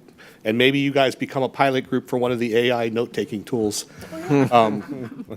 Let's be honest, we got to pilot it anyways, so we might as well use this as an opportunity to capture that information. So, and that helps with Ms. Winchester and Ms. Vega to make sure that they have an accurate summary of the discussion, and we can always reference that if we need to. So let me work from that. So to Ms. Wyatt's point, Mr. Chair, what I'd like to do is let me tweak this agenda further and send it back out to the board for feedback. And then once it's solidified, you and I can discuss that. And then when Ms. Messina responds to me, I'll share that with you. We'll put that out in a survey to the board to see what specific topics they may want to pursue. And then we can schedule that full day around that. But I know we can talk about that further. So. All right, thank you, Superintendent. Board, that you do want to have minutes of any of the meetings that you have, whether they be work session or special meetings or regular meetings. I do think if you're going to have a meeting of the school board, under whatever you call it, I think Sunshine would require you to have minutes of a meeting. I think you just misspoke. Yeah, no, I'm sure of that, but I just encourage You're not us. required to. I'm still encouraging. That's why we want to use the AI tool, or that's why we've had the first retreat here, is so that staff wouldn't have to relocate all the AV equipment to another site. But if the board wants to have that, and I don't disagree with Mr. Murphy, we should have that record. Well, I think what we're talking about two different things, maybe. We're talking about an audio recording. That is not required. Minute. But minutes of a meeting and a summary and form, I believe that the law does require, there's three things: notice, minutes, and available and open to the public. Those are the three things. Even if they're not taking any action? Correct. So I think, but the audio and all that other stuff, I agree with you. I think that's above and beyond certainly Sunshine Law. It might help our constituency and the public to, a county as big as Polk County, might be helpful, but I do think that we need to have minutes of any meeting, whether they be not necessarily audio recorded minutes. I know we're very technologically advanced, but we still need to have minutes, whatever they may look like, at any meetings of the board, in my mind. Thank you, Mr. Murphy. Ms. Wyatt, anything else? I just want before you go into your deep dive, I think my understanding of when we were going to talk about the topics was that it was going to be a deep dive into our budget and resource allocations, not an hour, but we were going to spend a couple hours going into each of those topics, because I think they each are justified by a couple hours. So if we don't have topics to discuss beyond that, then why are we meeting, is my question. So I look forward to seeing what you're bringing back, but I do think that each of those topics justify much more time than they're currently allotted for. Then I would appreciate more timely feedback from the board. You've had this for some time, and you had the PowerPoint presented to you back in January about what the rank prioritization of topics were. And again, So I understand, and I'll take the criticism and the feedback, but to do so here in this venue at this time when there was an appropriate timeline, even though I sent out an adjustment yesterday after our retreat, I should have received that information aside from this meeting so that I could have better prepared for it. It's not because I'm caught off guard. The reality of it is these topics will come up, and that's not the issue. The issue is I'm trying to assist the board with having conversations that are pertinent to the operations of the district so that I have a clear understanding of what your goals and objectives are so that I can fulfill those. My job is not to create those. My job is to meet your expectations. I cannot do that if we lack effective communication. And so this is an example, though. My contract's an example of ineffective communication. And that's one of the reasons why it's on the agenda. It's not a salary discussion. It's a discussion that I haven't had a timely evaluation in 4 years. Months at a time. I don't get the appropriate feedback in my evaluation as stipulated in my contract.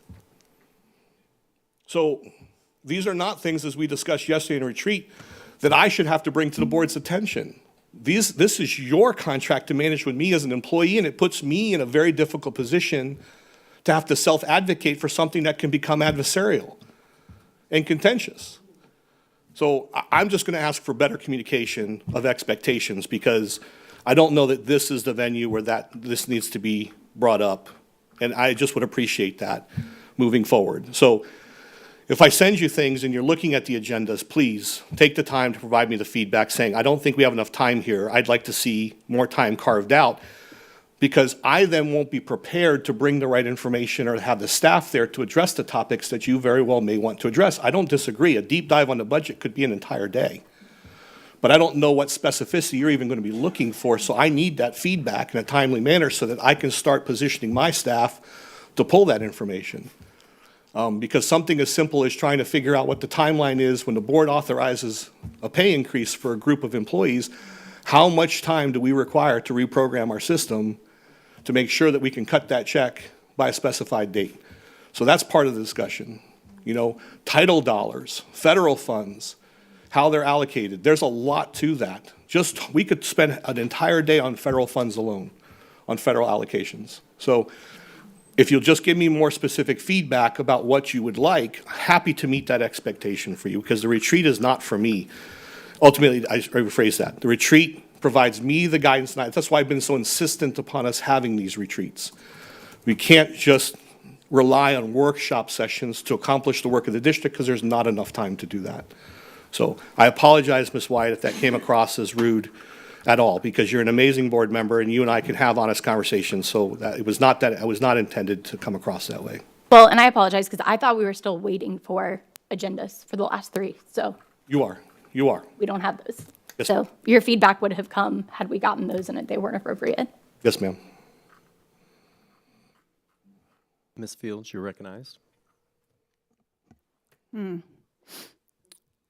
I would say this is not the venue. Superintendent Hyde is correct. This is not the venue. This venue was yesterday when we had the retreat at the end of the morning. I believe you said if board members had comments or reflections, and I think Superintendent Hyde did as well. And so I think that we need to be mindful of what, where, and when we have conversations that will carry us to where we want to go without anybody's feelings getting hurt or possibly feeling like something is not going to go down the right path. Because we're trying to build a team. I believe we are. We should be building a team. And sometimes team members don't have the same thoughts. But I think at the end of the day, we always have to come back to the center fold of why we are here, which everyone here know why we're here. And I believe deep down in my heart that you all are here for the same reason I'm here, which is to make sure that we provide the best quality education for our students and to take care of our employees as best we can.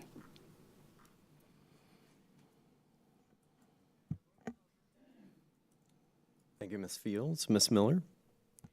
I think before we go on to keep scheduling things out, that because of how packed our agendas are, and you can take a whole day to talk about budgets, and we might run over. I think we really need to start meeting and then talk about what, from those meetings, like Ms. Fields just referenced, there might be conversation of where the need is for the training, to start talking about we don't know what we don't know. And until people get in a room and start talking about the needs, you're going to learn that there might be 7 completely different needs. But we need to align the goals of the board, which should not be difficult. And I'm struggling with why it's so difficult. So maybe when we start meeting, we can have that conversation and then decide what the trainings will look like. There's not a rush to start booking people to come train.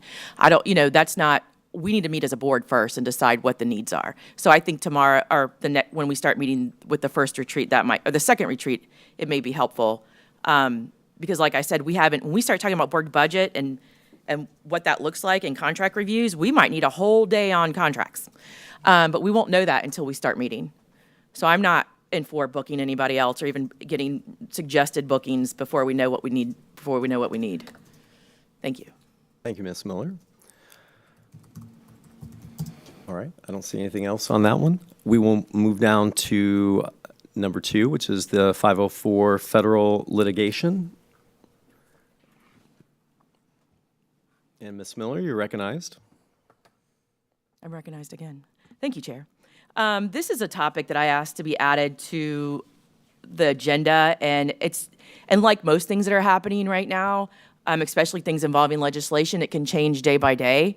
As of recently, this Texas lawsuit, I'm gonna say the other party's name incorrectly, but this is in reference to a lawsuit that is currently underway, and as recently, some of it has been stayed, or at least part of it has been stayed, is what I'm getting from our resources. But I get a lot of calls on this, so I just want to give a little history on what the 504 is, how many students have a 504, and then I'm requesting that our district attorney or staff kind of watch what happens with this lawsuit, because it will affect us based on the outcome. And so Florida has joined a lawsuit with 17 states total, 16 states. The original lawsuit had a lot of parts to it. One of the parts that they focused on was concerning adding a disability. So let me tell you what 504 is very quickly for people listening who don't know what the 504 is. A long time ago, kids with disabilities did not have to be allowed in your schools. In 1973, the Rehabilitation Act was passed. It went through Nixon's administration, and it created the 504, which was part of that. It's accessibility. 504 says anything that gets federal funding has to be accessible to people of all abilities. It's not ADA. That didn't come until George H. Bush in 1990. This is in the 70s. So what that came in, it wasn't, like sometimes happens, good intended laws, but they're not carried out. So by about 1976-ish, 77, Carter administration was coming in. That's about around that time. Some advocates were disappointed that none of the laws had been implemented. So there was a huge thing across the nation, lots of sit-ins and protests. If you have not heard of Judy Heumann, you should look her up, the documentary on the protest inside of a federal building for 30 days. I learned a lot from just watching that. I saw what people were going through.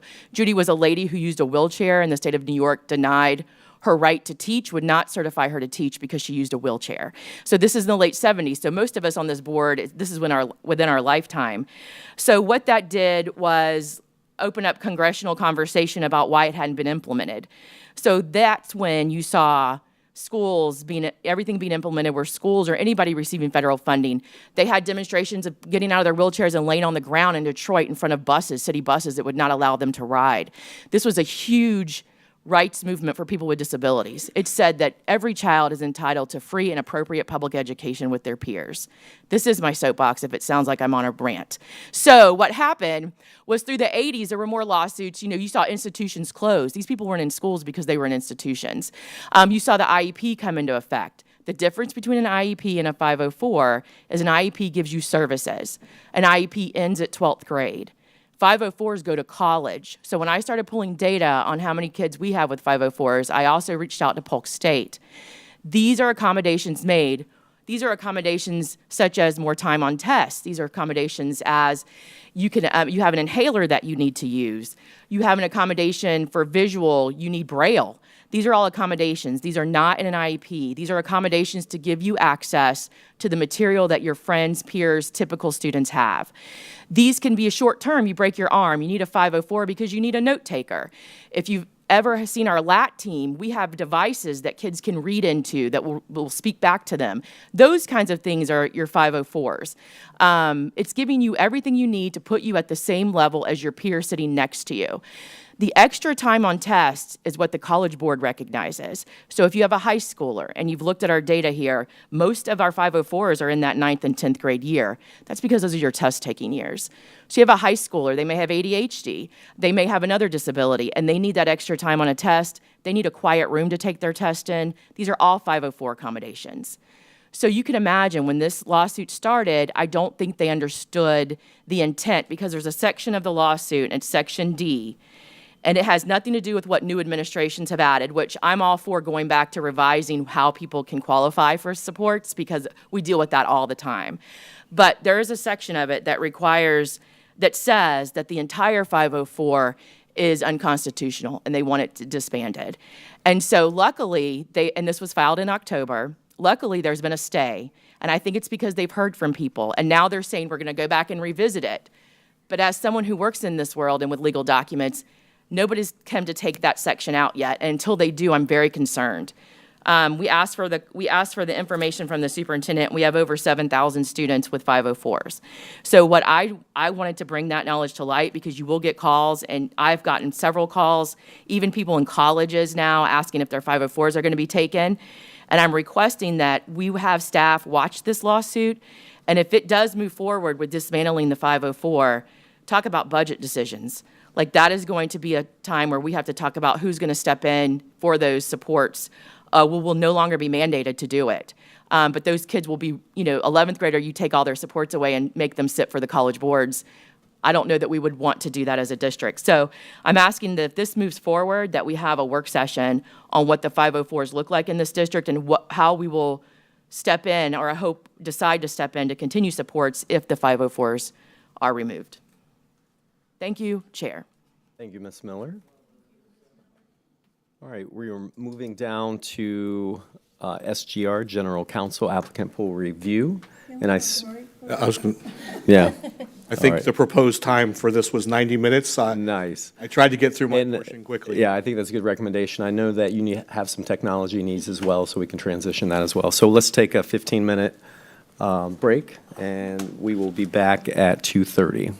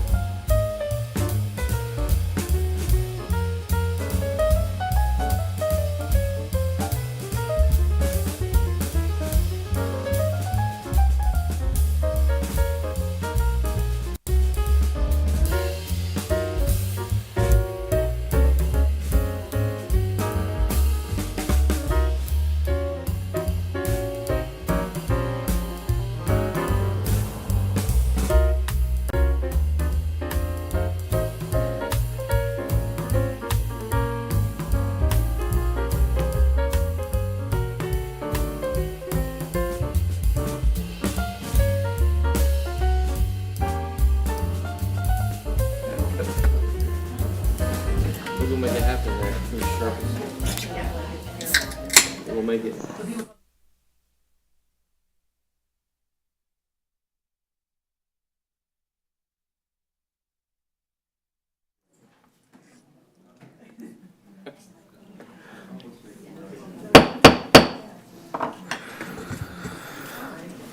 All right, board members.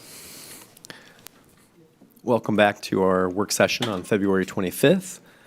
We are now moving to E3, and we're going to ask Mr. Thomas to come forward. So glad that you are joining with us today. Good to see you, Mr. Thomas. Thank you, appreciate that. And Dr. Allen. you are recognized. Thank you. Well, it's been a little over a month, I think, since we were last together to talk about the recruitment process associated with your general counsel position. And so following that meeting, we received consensus and direction from the board as far as some minor changes to make in the brochure, and then proceeded with marketing the position. And so today, the opportunity is to meet with you to bring you up to speed, to identify the various applicants that have applied for this position. And the goal here, as we work our way through this process, will be ultimately for you to help identify those candidates that you feel there is sufficient interest that you want to learn more about. And then I'll talk a little bit about what those candidates will then go through in the process. And then I also want to, anytime I'm before the board, as we have several meetings and events going forward, I always like to tell you kind of what's happening next, what to prepare for next, and then just confirm dates and times and things of that nature as well. So with that as a background, just as I've mentioned, most of the time we are involved in searches. Rarely do we have candidates that reach out and talk directly to you as board members or to any of your staff. If that happens, we just ask you to direct those individuals all back to me so that we can make sure that all the information and all the candidates get the same information, same sort of time information, things like that as well. So I want to highlight today, I know it's everyone wants to, the minute we start to see candidates want to get to the finish line, but I want to just kind of identify a little bit about where we are in the process and what comes next, and the roles that the candidates as well as you as the governing body will have a chance to go forward. And I've used this slide before. Really, we're at the point of a funnel process. We're at the front end. We've got candidates that have applied for this position. We know a little about a lot of those folks only because they're telling us what they tell us about their background and their experience. Now, some cases I may know a candidate from another search, or the candidates have reached out and spoken to me. In that case, I'll be glad to inform you with whatever additional insights I might be able to provide on that regard. But at the point, recognizing right now we're just learning about these folks. The next step, we're going to learn a lot more, and that's that point of once we've identified who you want to go forward as semifinalists, we're going to be learning much more about their management style, their background, why they left their other positions, why this position is of interest to them, either personally, professionally, and we're going to also ask about their background and skill sets as it relates to some of the challenges and opportunities that we identified in the position profile brochure. And so at that point, it gets a lot easier to kind of digest what these candidates bring to the table than simply a cover letter or resume. So please keep in mind, you're not selecting your final candidates today. The goal is just to get them to the next level, to then learn more about them, and at that point, those semifinalists will then be considered ultimately to become finalists. Now, we will certainly do some work as they become semifinalists in terms of media searches, and I'm much more engaged with each of the candidates at that stage of the game as well, and recognize that after they have completed their work as semifinalists, information is all back to you. You've had a chance to digest that information. I'll be back with you, and we'll select the finalists. At that point, we even do a deeper dive. We get into much more deeper media searches. We do criminal history credit, background reference checks, and all that. So that's later. Right now, we're still towards the top end of that funnel, so just try to keep that in mind. We're not going to know everything about these candidates at this stage, nor is it appropriate for us to know that at this stage of the game. So just in terms of what we did after we met with you last, we got direction on how to make a few tweaks and adjustments to the profile. Those were done. We went ahead and marketed those positions. This slide identifies how we marketed those efforts through our internal efforts and through our social media platforms and all the state and national advertisements that were taking place. Above and beyond that, and I mentioned before, this is a unique position. There's only a handful of, obviously in the state, Polk County school jurisdictions, and so there's only a handful of people that do this job. But above and beyond that, we said we think that there may be some other skill sets in other qualified candidates that are members of the Florida Bar that might be interested in this opportunity, that work with cities and counties and administrative functions and personnel type functions as well. And so what I did is I scoured through the Florida Bar material to get a sense of it. We identified about 400 candidates that were either board certified in state, local, and county government. Also identified those that are involved that are certified in education and other types of administrative law that we thought would be an ideal fit to at least be aware of this opportunity. So I sent individual emails to each one of those candidates with a copy of the brochure, the links to the information to the brochure, talked about what we were looking for, and said, listen, if you're interested, please consider it and give me a call if you'd like to learn more about it. But also, if you're not interested, please let me know, or if you could forward it on to anybody in your network that you think might be interested that for whatever reason may not be aware of this as well. So that was part of the outreach as well.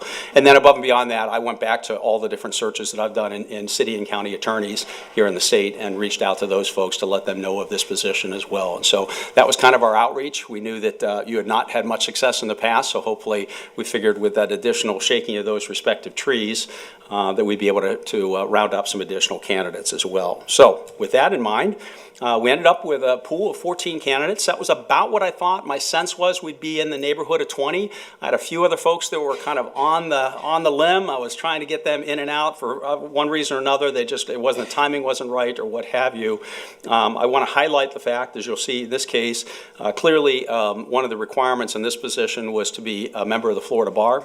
So that already automatically reduces some candidates that are out of state. But that being said, as you'll see from this list, we have some folks that are members of the Florida Bar but are residing out of state. They either went to law school, they took the bar here, or what have you. Unlike other states, Florida requires you to sit for the bar. There's not a reciprocity where you take an ethics course and then you can come into the process. So that has a way of impacting that. So we have, out of these 14 candidates, one candidate that I'm not going to be presenting today, but you have seen in the background, is a candidate from the Virgin Islands who has expressed interest in the position but did not indicate that he was a member of the bar, was not eligible to practice, nor did it indicate he was ready to sit for the bar anytime soon. So I did not include that candidate in your material, although you've seen them in the material I've sent to you previously. We have one other candidate that I have included because we'll get through that. He's the last candidate as we go through the process, but he has a pretty extensive background in educational law up in New York State and has indicated that he was planning on sitting for the bar and has registered for that in July. So I've left that in for discussion purposes. At the end of the day, you can make a decision. Doesn't technically qualify, but I felt, given his background, there was sufficient interest that you might be interested in at least learning more about them, but that's your call at the end. And then unfortunately we lost one candidate, Mr. Pegler, Jeff Pegler, who had just seen in the material I provided. He, on Thursday of last week, had reached out to me and indicated the timing just was not right. We played some phone tag back and forth. I tried to see if there was something we could do to assist in allowing him to stay in the pool in some way, shape, or form. He was able to circle back with me and just said the timing, he's interested in the opportunity, but the timing just is not right for him to pick up and consider a relocation at this stage of the game. So at the end, we have a few less candidates than what you had originally seen for those reasons as well. So a little bit of the background. I've left the entire demographic pool just so you've got a snapshot to see what happened there. 14 applicants, 10 were male, 4 were female, and then you can see the breakdown in terms of the racial and ethnic backgrounds of those candidates as well. So as I mentioned at the front end of this presentation, we are looking largely at the material that the candidates have provided us and whatever understanding we can get from any conversations we may have had with them or any other information we may have from if they've been involved in another search that we have been involved with in the past and might know them. So as I said, we're back at the top end of that funnel that I described earlier. We're going to learn a lot more about their style and their background and attributes beyond what's included in the material that you have before you today. So just recognize that'll be forthcoming. So what I'd like to do next is we've sent you the candidates in an applicant book with their cover letters and their resumes. Those are in alphabetical order. That's how I've set up this PowerPoint presentation, so don't put any credence if somebody's first or last. It really is first alphabetized by their first name as well. So we'll work our way through this. So the first candidate is Adam Patton. Adam is a resident here in Polk County. As you can see, his current position is General Counsel at the Florida Department of Citrus here in Bartow, has been in that capacity since 2023. So serving obviously as a lead in a organizational function, would serve with elected boards and appointed board members, certainly governance issues, things of that nature would be involved, public records request, collaboration with state and federal agencies, a lot of the type of work that your general counsel would be involved with here as well. Prior to that position, he was an owner and attorney at Patton Law, his own law firm up in Lakeland, from 2017 to 2023. At that stage, he was involved with largely personal injury, family law, bankruptcy, civil and small claims court activity, handling depositions, mediations, and presentations of witness evidence, a traditional kind of a individual owner-operator of a criminal and personal injury type law attorney background. Prior to that, was also with a firm of Patton and Dix in Lakeland, Florida for a year. Similar type of work that he would have done in the patent law position I just described. And then also prior to that in private practice was an attorney with McKendrick Law from 2015 to 2016, small legal firm, basically similar types of experience and activities that he would have been involved with in that role. As many candidates as you'll see in this process start off, especially if they're involved in the criminal side, will become assistant state attorneys. That's certainly the case with Mr. Patton. He was assistant state attorney in the 10th Judicial Circuit here in Bartow, served in that role from 2011 to 2015, and traditionally that would be in the criminal processes associated with the prosecuting attorneys' efforts in the state attorney's office here as well. Has a Juris Doctorate background, as all your candidates will have, a bachelor's degree in political science, and also as a Florida certified contract manager. I've tried to identify if they have any particular certifications or skill sets above and beyond what you've seen. Just on a sidebar note, he's indicated that all of his children are currently attending or have graduated from your Polk County Public Schools, so he's very familiar with the operation and certainly welcomed the opportunity as a resident here in Polk County going forward. So what I'll preface, I'm going to work my way through this. Hopefully you've had a chance to kind of review this material before, so I'll do this at a high level. If there's questions, I can certainly address them. If you want me to wait to get to the end, if you want to come back to a certain candidate, that's fine. The goal here is I'm going to be asking each one of you to go through a rating process. So as we go through these, if you've not yet done so, I ask you to assign a number, a numerical value of a 1 is a candidate that you'd like to learn more about and advance to as a semifinalist to go to the next step. A 2 is a numerical order of a candidate that you might be interested in. You're not necessarily feeling they're the strongest, but you're certainly welcome to learn more about that candidate in the next step. And then assigning a value of 3 for any candidate that you just don't think has the right background or skill set that you're interested in learning more about as well. And I'll walk you through a tally process we'll do as we go forward before we wrap up today to try to help you narrow this pool from the pool that I'm describing to you to something smaller that would be semifinalist. So your next candidate, Alero Afajuko. This is a candidate that comes from the Hendry County School District in Georgia. He is a member of the Florida Bar. As you'll see, he is certified here in the state of Florida. Currently, he is also a Florida native, so he certainly looks to come back to the state. In his present position as Director of Legal Compliance for Hendry County, he's working with school district members and board members associated with regulatory compliance issues on litigation matters, generally works with the school district employees and community members concerning state, local, and federal laws, regulations, and policies.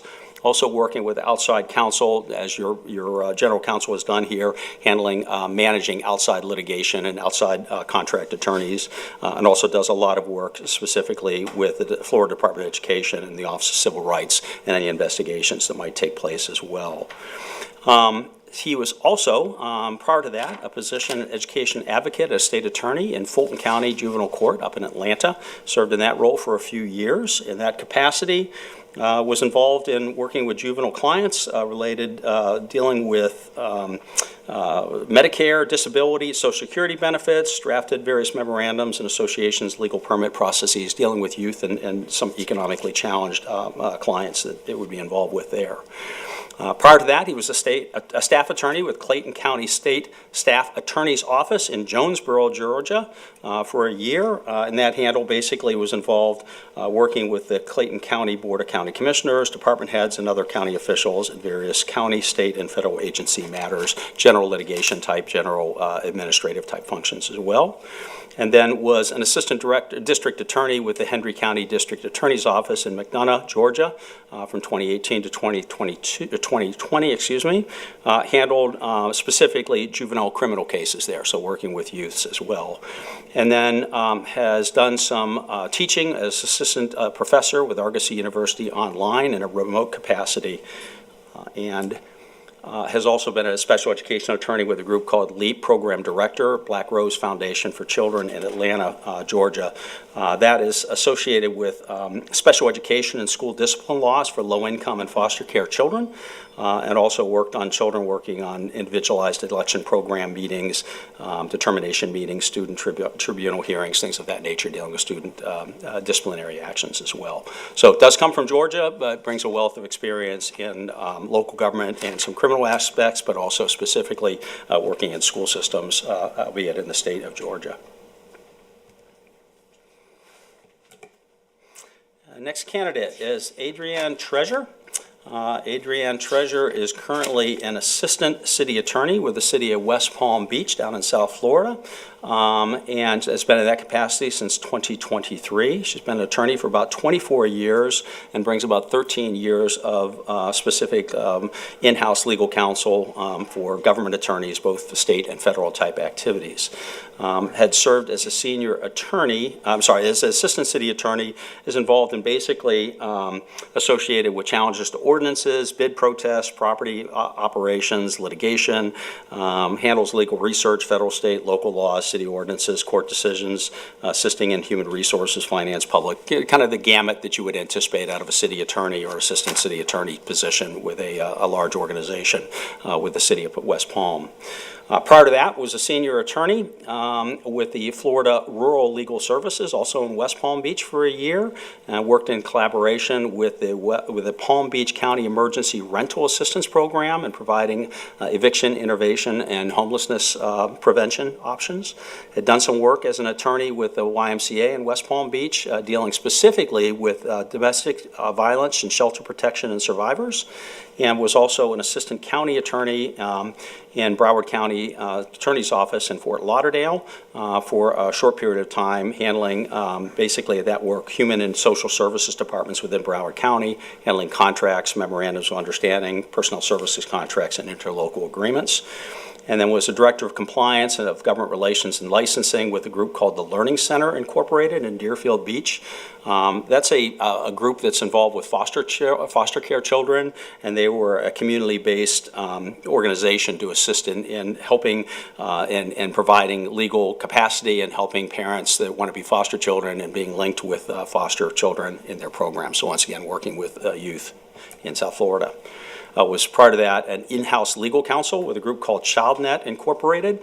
ChildNet was a similar type of a program in terms of working with youth, and that program is also a training daycare center type operations as well, facilities across the lower part of the state. Had served as a senior attorney with the Department of Children and Families in West Palm Beach and also in Tallahassee, Florida. So basically some DCF experience work, and then also a senior attorney with the Department of Children and Families in West Palm Beach. I'm sorry, that was a duplication there. That should have been eliminated. The last piece was an assistant city attorney with the city of Riviera Beach, a local city attorney position for 3 years down in South Florida, working with all sorts of different traditional functions and board governance types of activities as well. Next candidate is Bradley or Brad Butler Jr. Brad is currently serving as a senior attorney with the Florida Department of Health and Office of Medical Marijuana Use in Tallahassee and Alachua, Florida. He's been in those roles since 2024. Basically, as you can see from the background, handling legal counsel advice to the agency in terms of Medicare, working on programs, integrity, resolution of overpayments, rule regulations, things of that nature. Was a senior attorney with the Florida Agency for Healthcare Administration, the Office of General Counsel, also up in Tallahassee, in a couple different capacities or a couple different times in his career. Basically working with operations of integrity, administrative payments, functions like that. Next position was a research contracting officer with the Office of Clinical Research with the University of Florida up in Gainesville. In that capacity, was dealing confidentially disclosure agreements, data use agreements, clinical trial applications, and agreements for human subject medical research things. Prior to that, served as Assistant General Counsel for the Florida Department of Environmental Protection, the Office of General Counsel in Tallahassee from 2016 to 2018, and was also involved there doing with litigation sections, so basically enforcement and litigation, and then was a legislative analyst and attorney with the Florida House of Representatives from 2013 to 2016 as well. Has a Juris Doctorate degree and then a bachelor's degree in business administration, and he is also board certified in state, federal, and administrative practices as well. Next candidate, Carl Brody. Carl is the Assistant City Attorney with the City of Tampa, Florida. Has been in that role since 2020.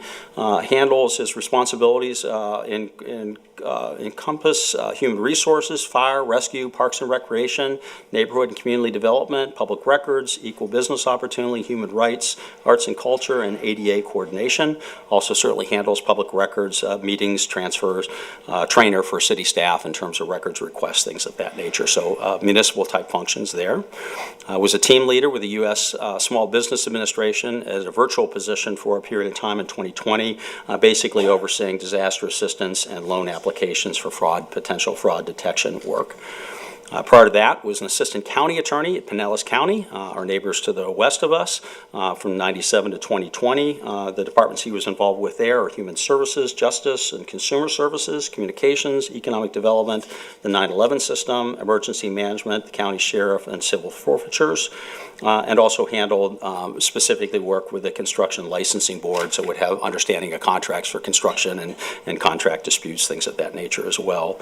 And then you can see some of his earlier work. He had been an adjunct professor and also working with a staff attorney at Illinois Senate Minority Leader earlier in his career as well. As I mentioned, Juris Doctor as well. He is also board certified in city, county, and local government law, has that additional credential.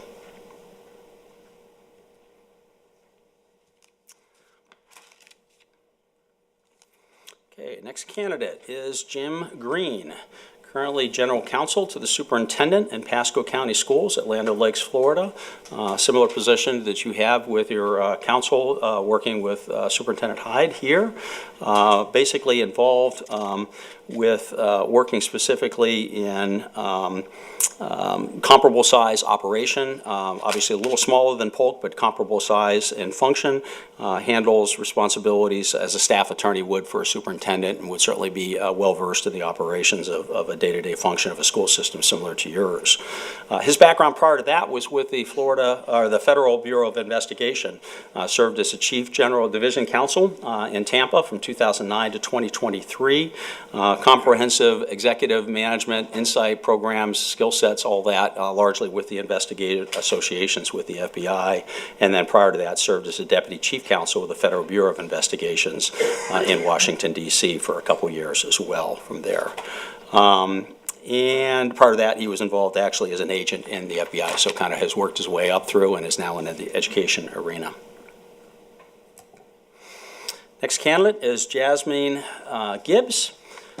Jasmine is actually located here in Florida. You'll see she's doing work in Washington, D.C. It's a remote type operation position. She identified that to us, so we were aware of that. So she hails from the Orlando area. She has done a variety of work with the U.S. Department of Education, Office of Civil Rights, largely as working as a supervisor attorney and also a general attorney. Had done work specifically dealing with planning, analysis, evidence, and ensuring resolution and negotiating settlement agreements, programs dealing with their Office of Civil Rights and Title IX type issues and concerns. Similar type work as a general attorney in that capacity with the U.S. Department of Education. Previously served as Associate General Counsel or Equity Officer and Title IX Coordinator for Santa Fe College up in Gainesville. Obviously, Title IX is something I suspect you deal with pretty regularly in this operation. Brings that experience working specifically with Santa Fe College and also a similar type program working with Harvard University up in Cambridge, Massachusetts earlier in her career from 2014 to 2016 as well. Just as a sidebar note, if you may have seen, it's not, we didn't do all the deep dive and all the overview that I'm providing here, but recognize that she started her career as a teacher in the Miami-Dade County Public School System back in 2006 and served in that capacity in 2010. So I think that was potentially an interest for this opportunity, returning to her roots in education. Next candidate, Ray Poole, or Jerry. Ray, he goes by Ray. Ray currently serves in a very similar capacity to what you're looking at here, Chief Legal Counsel with Duval County School System up in Jacksonville.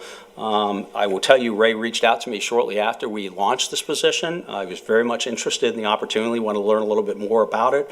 As a sidebar note, his spouse is actually employed in a position here in Polk County.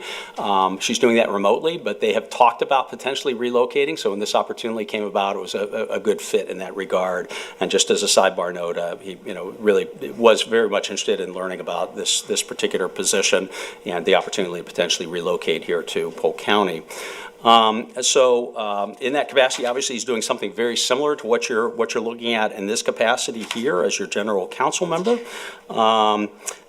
He also served in a previous position as Chief of Legal Services with the Nassau County School District up in Fernandina Beach for a period in time, so brings that local experience as well.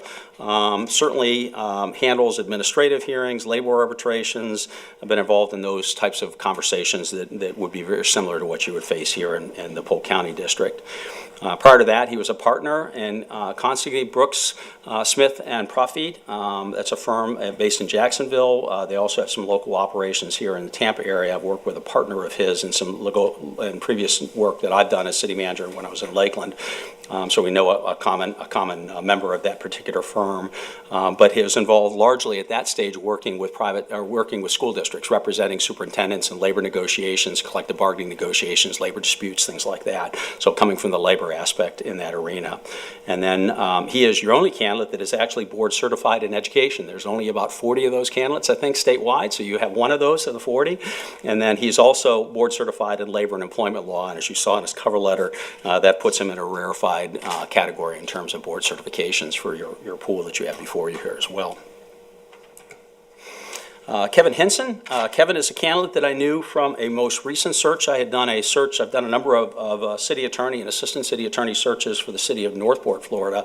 Kevin just recently went through a process late last year for a position of an assistant city attorney for a police legal advisor position with the city of Northport. So I've met him personally, has been through one of my searches, and he had expressed an interest in this position as well.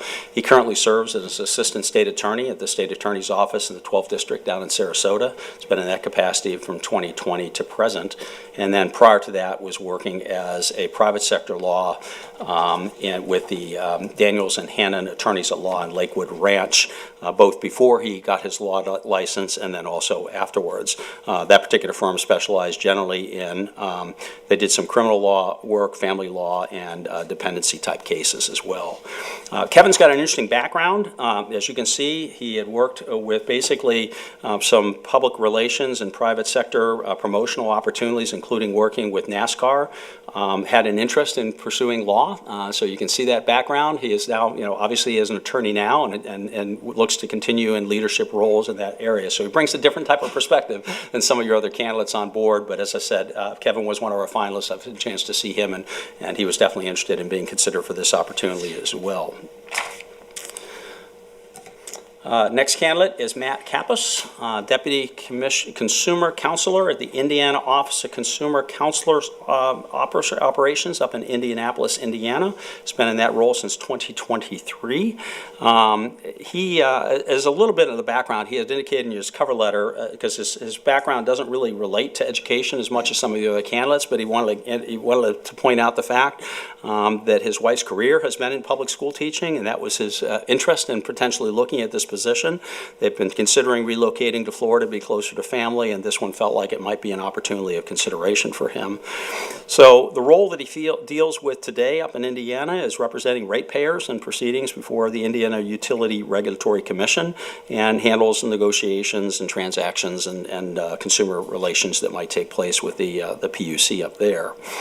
Prior to that, served as an attorney with various positions with Poitner and Bucheri in Indianapolis, and you can see the various capacities, but basically a law firm that provided legal support, handling largely estate administration and business planning, and handled trust accounting, things of that nature, kind of a general shop. And then also held a variety of positions with a group called Gem City Spirits, a distillery in Frankfort, Indiana, in different capacities as well. And lastly was identified as assistant legal and administrative component at Roscoe Stovall Jr. and Associates. That was a client relations type firms dealing with technology, telephone costs, and operations, in assisting their operation internally to the functions of the law office. The next candidate, Michael Fuino. Michael Fuino is I've had him as an applicant in another position for a city attorney type position or assistant city attorney type position in another search that I had done, but I've not met him personally, but I've certainly seen his candidacy in that capacity. Currently serving as a senior assistant city attorney with the city of Clearwater, Florida. I've been in that role since 2018 to present. Basically in that function, he handles Community Redevelopment Agency, also their Downtown Development Authority. He's also their chief litigator for any of the lawsuits that are involved with the city that they handle internal. He handles code enforcement type boards and a variety of other kind of overall general government functions with the city of Clearwater. And prior to that was a senior associate attorney with Wiedner Law in St. Petersburg, Florida for about 8 years.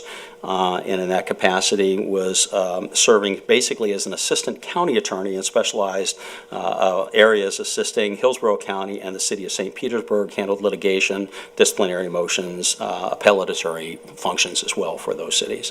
Another certification is also board certified in city, county, and local government law. And your last candidate is Tegan Delane.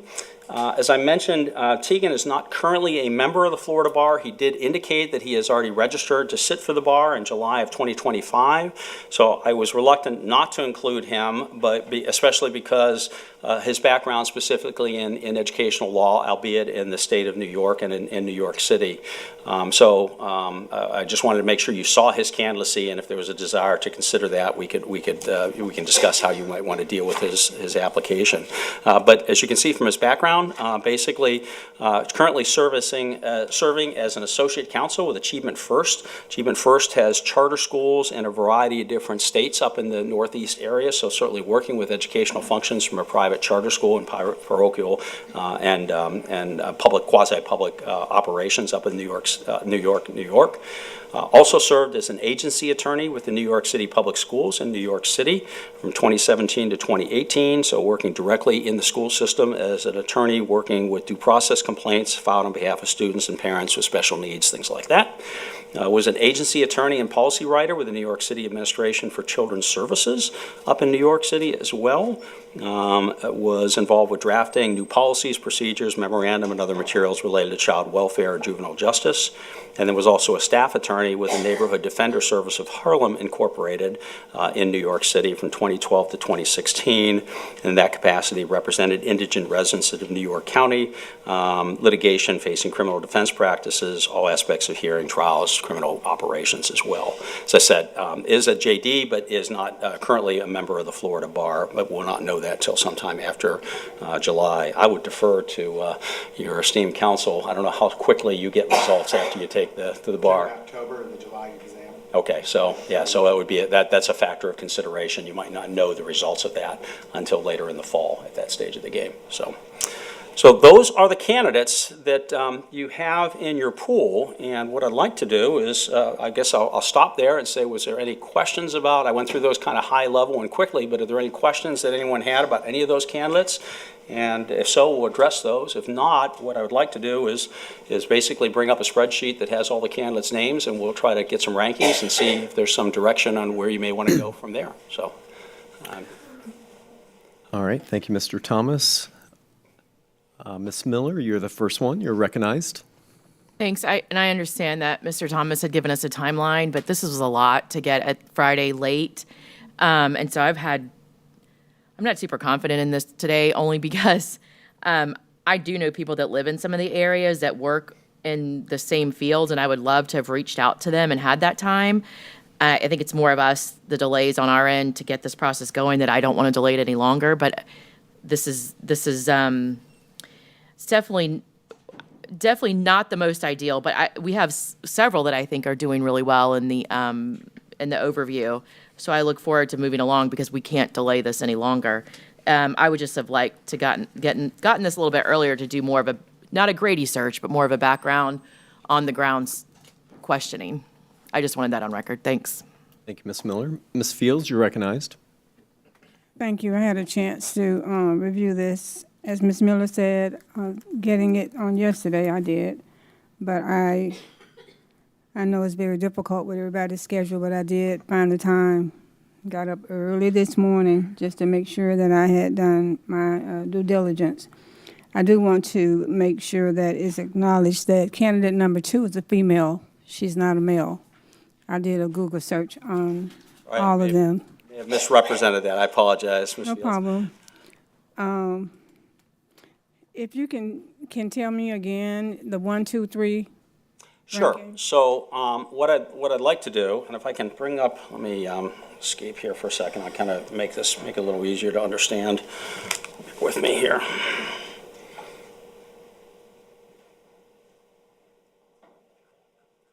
So what this is a simple spreadsheet of all the candidates that are qualified or a position, with the one exception potentially of Tegan, who is not currently a member of the Florida Bar.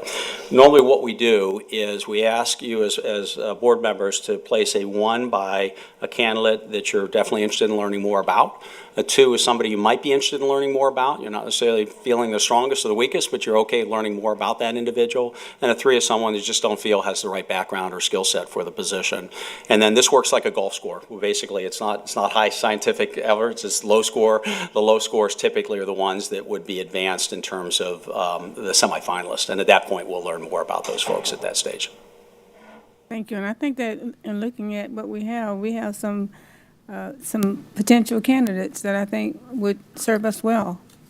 Yeah, I think you've got some folks here. Certainly, there's some that are stronger than others, but there's a pool here to be considered in my opinion. But at the end of the day, it's your call. But in my opinion, yes, I think you've got some folks that are certainly worthy of consideration here. All right, thank you, Mr. Thomas. I don't see any other comments on the list here.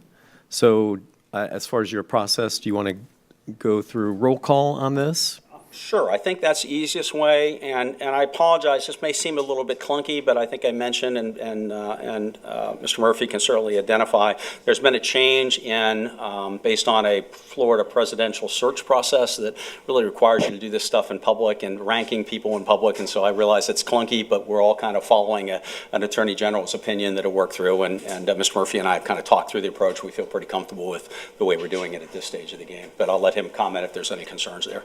No, just that we're in work session, so we're taking consensus on this is, the process is on a spectrum.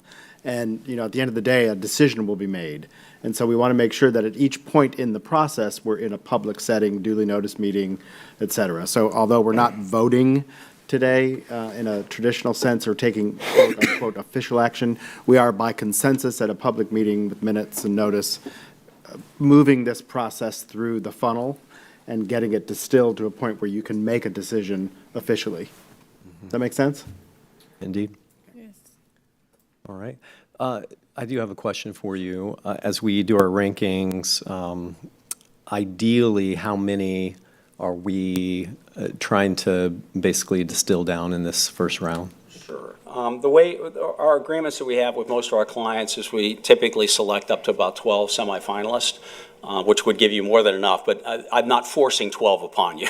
I encourage you that not to get too selective and only pick 3 or 4 of these folks, because invariably what happens is if they're a candidate in your search, they're likely to be a candidate in another search, and if you only pick 3 or 4 folks, you could quickly find yourself back out of luck with candidates as the process goes forward. So, you know, I'm not saying that you select everyone here. That if that's where you want to go, that's fine, because that's certainly up to 12 is typically where we land. But my suspicion is you'll probably be at a little lower level from there. And to your comment, Dr. Allen, normally what will happen is we'll kind of take the scores and we'll kind of see where there's a natural break off. And if anybody is just below that kind of cutoff list, whatever that looks and feels right to us, I normally allow you to advocate for, you know, a candidate that may not be right at that cut that you want to learn more about. But at this point, as I said, we're at the high level with this. You're just learning more about them. So if there's a debate, I normally say leave them in and learn more at the next round. Okay. Okay? Very good. Thank you. So normally what I would do is just go through the names and ask each of you individual by individual to give me a 1, 2, and a 3. This is all self-populated. Once I do that, it'll populate the score. They're not weighted averages. It's really just a way to help us kind of screen the process, if that all makes sense. Everybody clear with that direction? Okay. All right. I have to work this touchpad here, so I got to figure out once in a while. I may have your technology guy come up because I'm not seeing my cursor move around anymore. I gotta navigate the screen. Oh, there it is. Okay, it's come back. Gotcha. All right. I don't want to get charged for breaking your equipment here. All right. So it's up to you. You want to just in the order I've got them, or do you want to? I'll take whatever way you got. Whoever would like to go first with Adam Patton. Just a 1, 2, or 3? Should we start? Yeah, we can go by district number. It'll be fine. We'll start with District 1. I would be a 1 for Mr. Patton. 1. Okay. 2. Mr. Nolte's not here. He's not here. So it'd be Miss Wyatt next. Sorry, 2. 1. 2. I didn't get. Oh, for some reason it didn't register. It's not allowing me to. Potentially have staff do that and just give it to them later. We should do this on. Could we potentially just have staff do that and then we give it to them later? I think you have to do it in public. We have to do it in You have to do it in public, yeah. It has to be done apologize. while we are in, yeah. I thought maybe. Oh, I think he might mean the tallying part, Yeah, like typing it into a spreadsheet. Yeah, we're still doing it. We're still a public record. We're voting, but to tally them up. Actually, we're not voting, we're just giving. We're not consensus. voting, I'm sorry. I apologize. I'm sorry, was that a 1 or 2? Okay. 1. 1? Okay, gotcha. Okay. 2. Okay, gotcha. Ms. Miller? 1. All right. Okay, Alero Kajuku?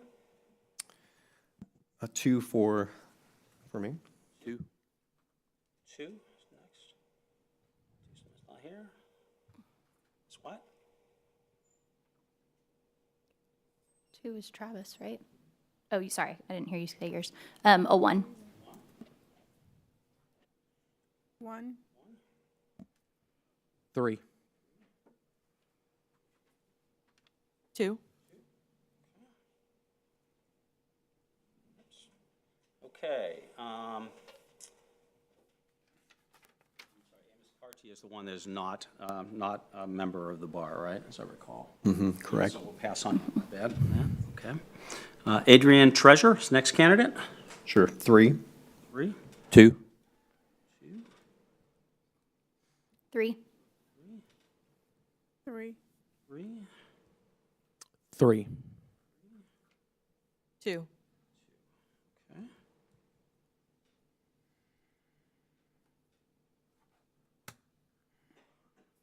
Okay, Bradley Butler. 3. 1. 3. 3. 1. 3.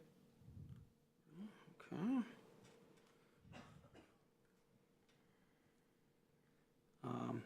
Carrie Brody.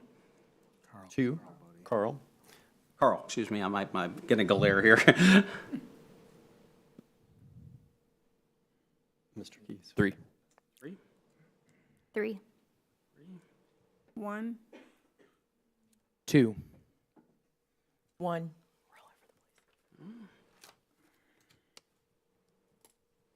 James Green, 1. 1. 1. 1, 1. 1. Jasmine Gibbs, 2. 2. 1. 2, 3. 2.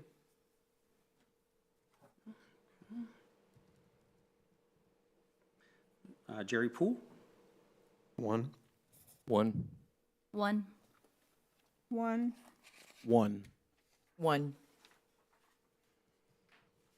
Kevin Henson, 2. 3. 3. what's that number on that one, please? Kevin Henson, 1, 2. 2.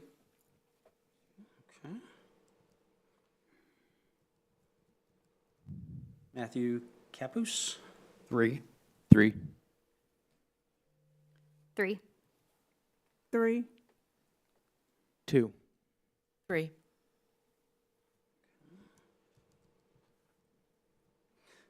Michael Fuino, 3. 3. 3. 3, 3. 3. and the last one is Tegan Delane, 3. 2. 2. 3, 2. 3. Okay, now this is going to be divided by 7, I believe. 6. 6. Yeah, no, but I don't know if I'm going to be able to navigate this to clean this up quickly here, but right now they're all actually by 5. So let me do a quick, kind of clean this up. Do this by 6.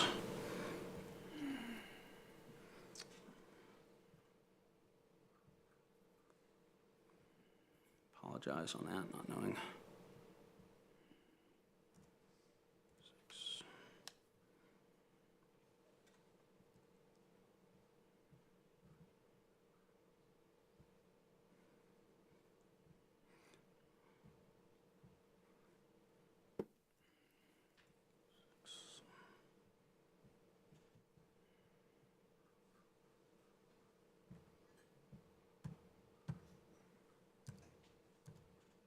Crap. Something.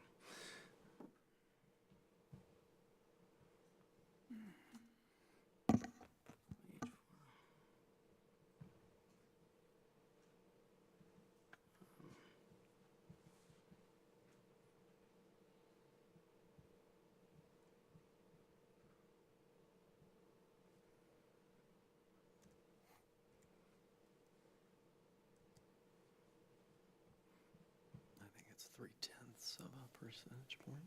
Yeah. Just want to try to, this one, in the midst of emailing documents and that, we lost something here, so let me apologize for the.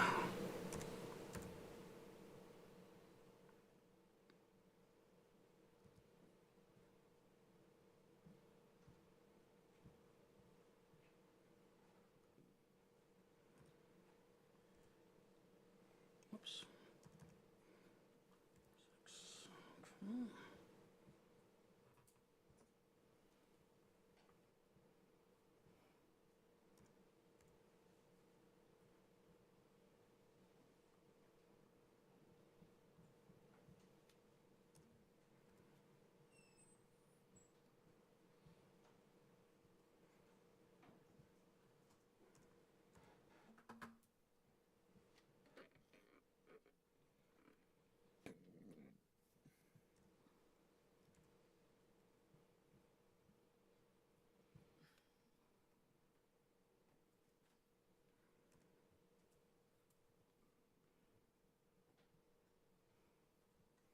It's not going to make a difference there. Okay, all right, so wanted to sort here and go with your lower levels.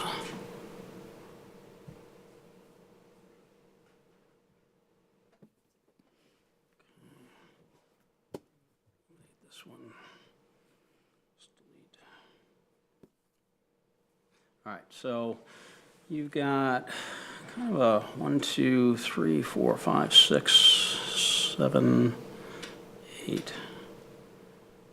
All right, so I guess the question is, we could include all of the folks that did not have 3, which would get you James Green, Jerry Poole, Adam Patton, Laro Fajuco, Carl Brody, Jasmine Gibbs, Kevin Hinson, Bradley, Adrienne, Matthew. So from 1 to 2.8, but the question is, do you want to go that deep? That would give you 1, 2, 3, 4, 5, 6, 7, 8, 9, 10. That would give you 10 candidates for consideration.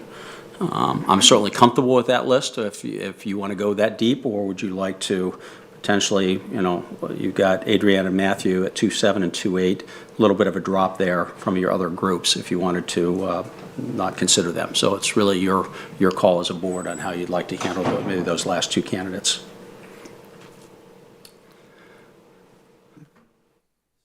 Leave them in and take them to the next step, or not. Board members? Can you put your spreadsheet back up there, Yes, please. please? I think that's a tech team question. Thank you. Okay, gotcha. All right. Mr. Sharpless, you're recognized. I think going from 2.5 and lower would make sense because that is lower than the average between a 2 and a 3. And so that still gives you 8, I believe, candidates. And I think that would be a good break-off point. So it would be Butler and, let's see, is that Butler? Yeah, Butler and lower. Butler and above, yeah. Yeah, that would be where I see the natural break. That's what, yeah, I get that, yeah, from the 2.3 to the 2.7. All right. Thank you, Mr. Sharpless. Mr. Keys, you're recognized. You beat me to it, Mr. Sharpless, I concur. I was going to say the same thing. All right. Anybody else? Any other board members?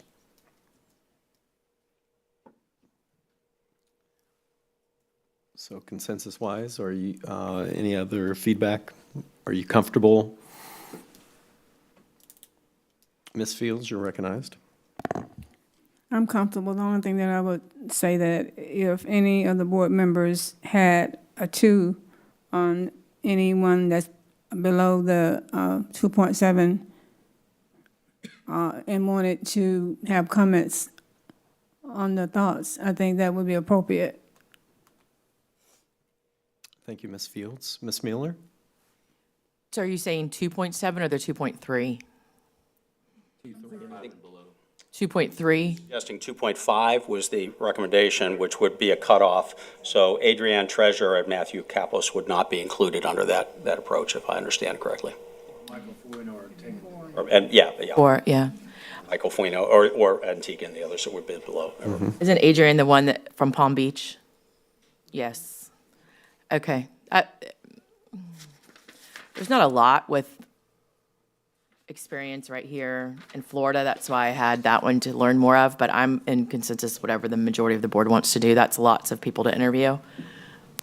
I would have liked to had somebody from that size of account from Palm Beach. And remember, you won't be interviewing all these folks. Right. I'll talk a little bit. They'll be doing some video interviews. You'll have a chance to review that, but you won't be physically interviewing all these folks. I'll talk about the next step here as we go further about what to expect for us here. So, I might advocate for adding the candidate from West Palm Beach.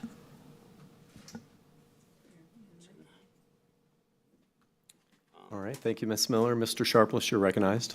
The only other question I have, the last one, Tegan Delane, are we sure that's a 3.0 at the bottom?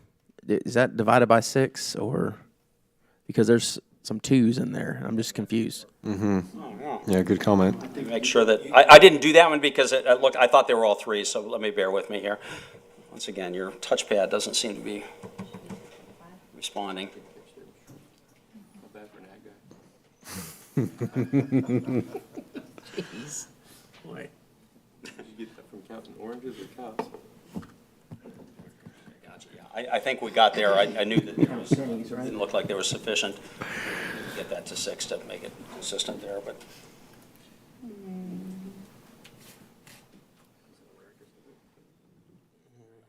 That does make a difference. As I said, he is the one candidate that does not currently possess a Florida bar, will be sitting in July, so there's some uncertainty with that. Taken in July and results in October.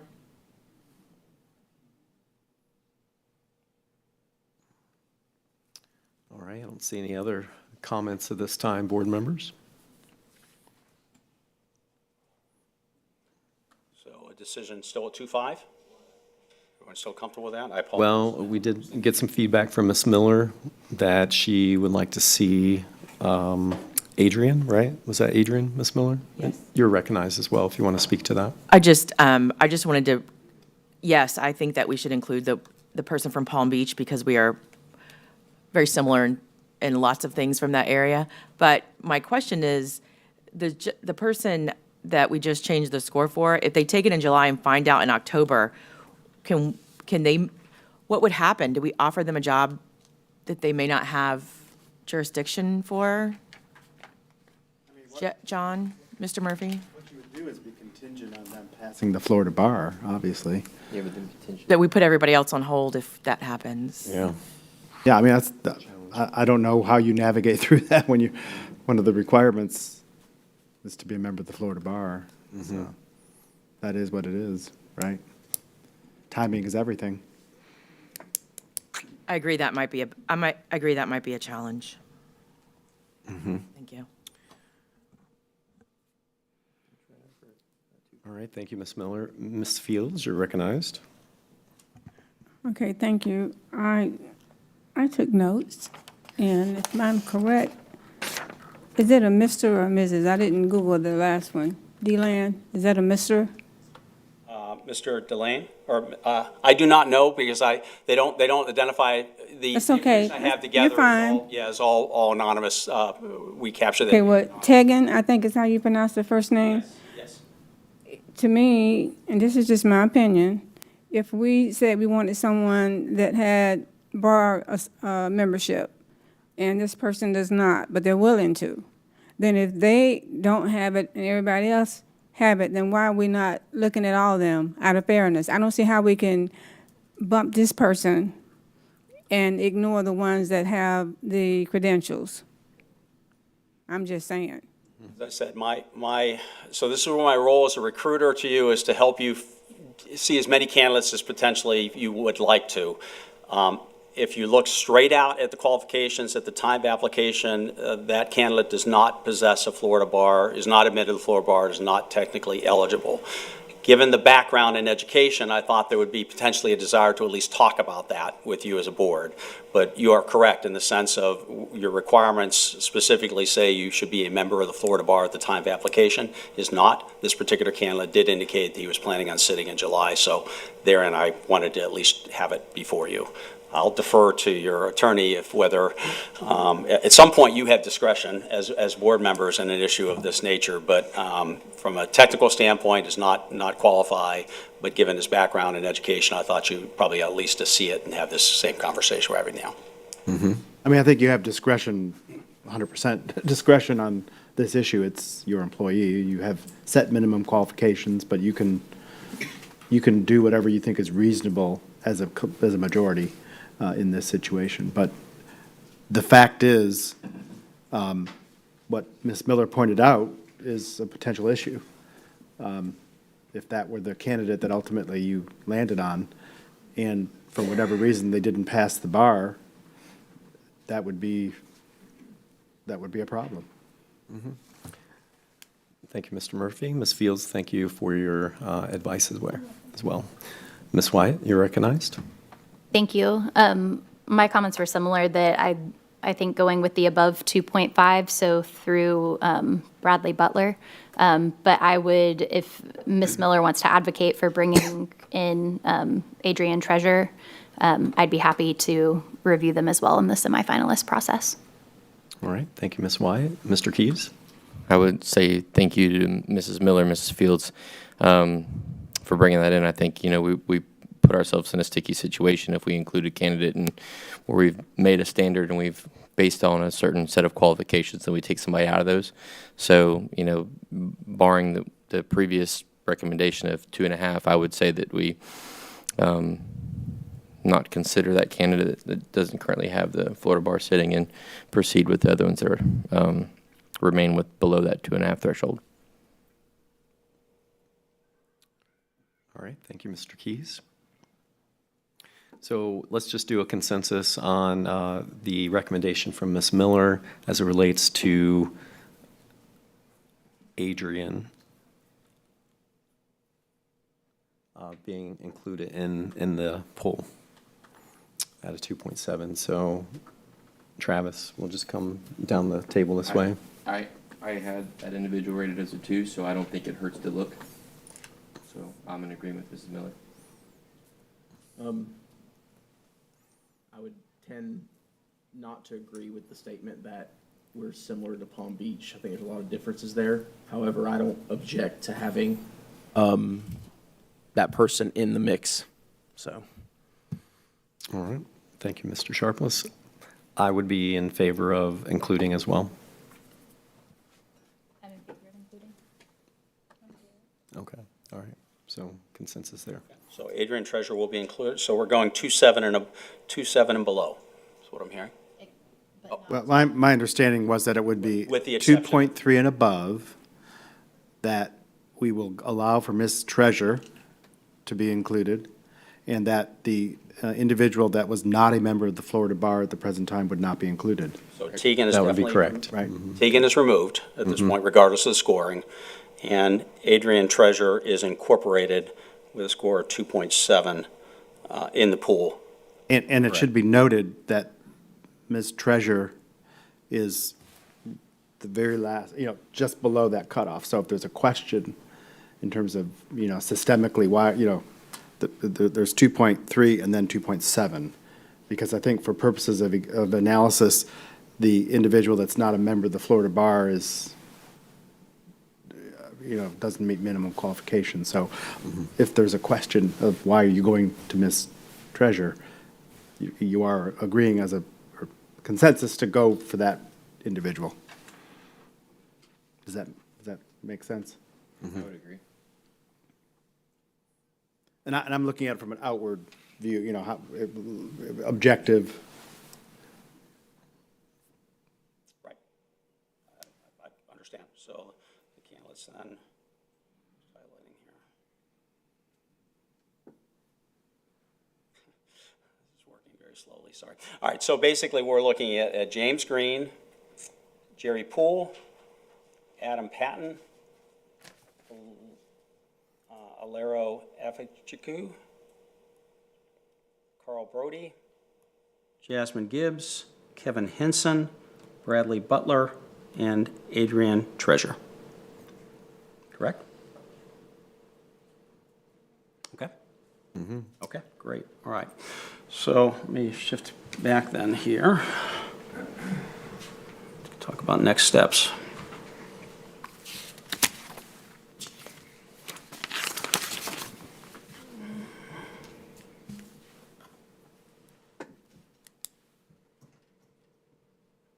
Slide.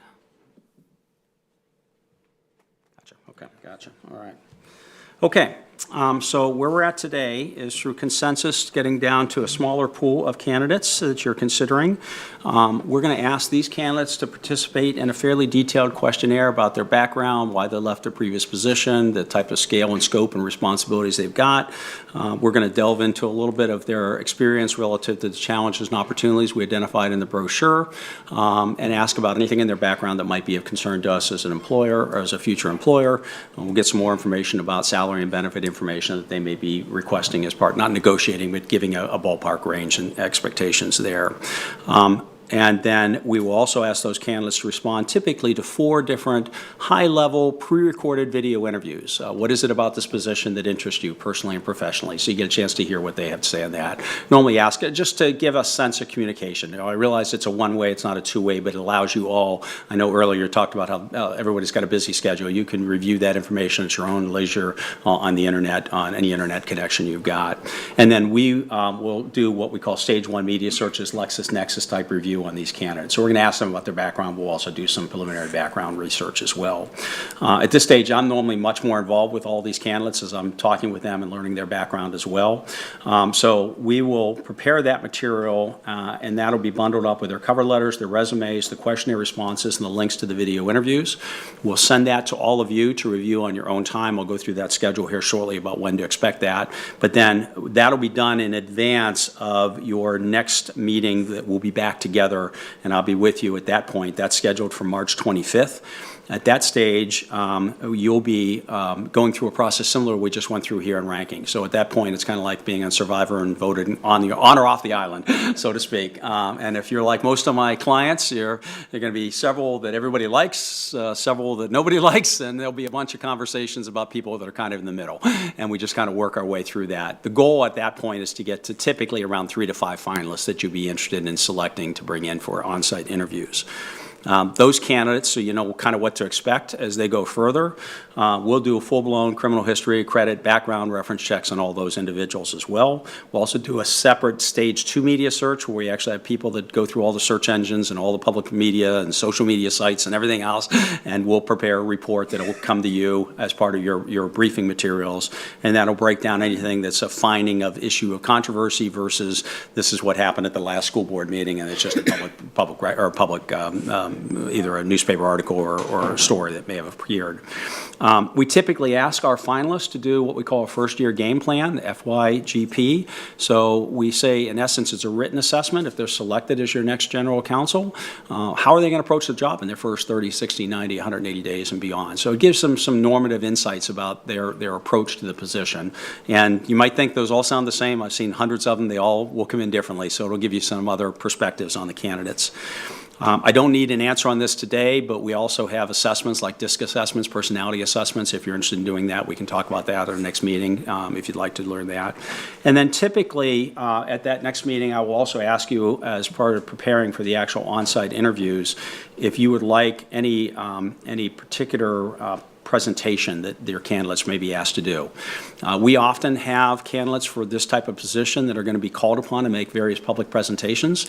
So sometimes we'll have them do a PowerPoint on either maybe their first year game plan or on the challenges and opportunities in the position. Relatively short, meant to be 10 minutes or less. It's kind of like a TED Talk discussion. If you can't say it in 10 minutes, it's probably not important. So we want to see how they can carry that. And just think about that. We can talk about that at the next meeting, but we often find that that's an important assessment tool that for a position such as this that might be interesting for you to do.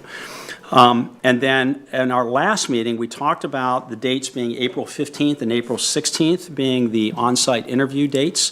I want to verify that those are still the dates that are on everybody's calendar. Our process is normally a 2-day process. The first day, we would have someone from your district would be involved in taking your candidates out and seeing facilities and seeing operations. You're obviously not going to cover the entirety of the district, but there may be certain things that you'd like to show them in projects, initiatives, and things like that. We normally encourage, since this person will be working not only with you as the school board, but also with your senior staff, we typically encourage an opportunity to have the candidates sit down and meet each individually with a group of your senior leadership team that'd be associated here. So they'd have a chance to meet with the superintendent and assistant superintendents and the people they'd be working with. They're not making that decision, but we want to make sure the candidates feel comfortable about what they're stepping into and the organization. We're looking for an organizational fit. So that's a piece we normally require or we request of the board to consider. And then that first day, we talked about that also for all my searches in Florida because of the Public Sunshine Act processes. Normally, most of my searches in Florida have individual counsel or, in this case, school board member one-on-one sessions. And those are just a round-robin speed dating 30-minute type session. And that would be an opportunity for you to ask questions and meet with a candidate and talk of things in private as opposed to doing it as a public board. And so at the end of that long day, everybody's ready for a break at the end of that day. The next day is your session where we would queue up actual board meetings in this chamber where they would have a public board meeting with you and you'd be involved in a public session. During that period is when we often would do a PowerPoint presentation, for an example, on whatever the topic may be. And so those are normally scheduled for about 90 minutes. Gives you about 60 minutes for a traditional interview, 10 minutes for a PowerPoint, and then some other time for just exchanges going back and forth. And then that page, it's a matter of deliberations on where you land on your final candidate, and we're here to assist in working with your council on negotiating an agreement and going forward.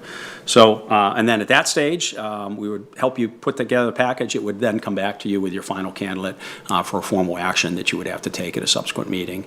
And we don't know which candidate you're selecting and how quickly they're coming. All those will be much more well-known as we go through that process going forward. So the schedule that we have in play, we're obviously at the 25th today at the work session to select your semifinalist. We would anticipate having the candidates complete all their background material and their questionnaires and their video interviews by Sunday, March 9th. Give us a chance. Invariably, somebody's got a technology issue. We like to build an extra day in there to just resolve those issues. We would anticipate getting material back to you on the 11th of March. That would be their cover letters, resumes, questionnaire responses, and the video interview links. Give you a chance from the 11th before our next meeting on the 25th. And then at that point, we'd be then evaluating those candidates and selecting your typically 3 to 5 folks. And then at that stage, I'll be asking to kind of finalize the details associated with your on-site interviews so that we can prepare appropriate briefing books and panel proposed questions and things of that nature. So, make sense? All right, thank you, Mr. Thomas. I appreciate the time elements there as it relates to our next work session as well. I do have a question, just want to make sure as we locked in our calendar, it should be on everybody's calendar at this point. On the 15th, we had blocked off from 9 to 1 p.m. And then on the 15th, or rather the 16th, we had from 9 until 5. Don't need an answer now, just as we get closer to selecting the finalists, just so you have a heads up, everybody's calendar right now is from 9 until 1 on the 15th, and then 9 until 5 on the 16th. So if we need to adjust that, please let us know. Yeah, and once again, I don't know if we're going to end up with 3, 4, or 5, and we'll adjust the schedules accordingly to make that Great. work. I hope we don't need you all day, but we'll see on the second day, but time will tell. Indeed. Make So- sure that we notice this appropriately though, so that that's not an issue. So that it can be noticed as a special meeting, those 2 days of the board. Great. So decisions, votes can be had. Thank you. Very good. Ms. Wyatt, you're recognized. Thank you. As was noted previously, this is a very awkward space to do things like interviews.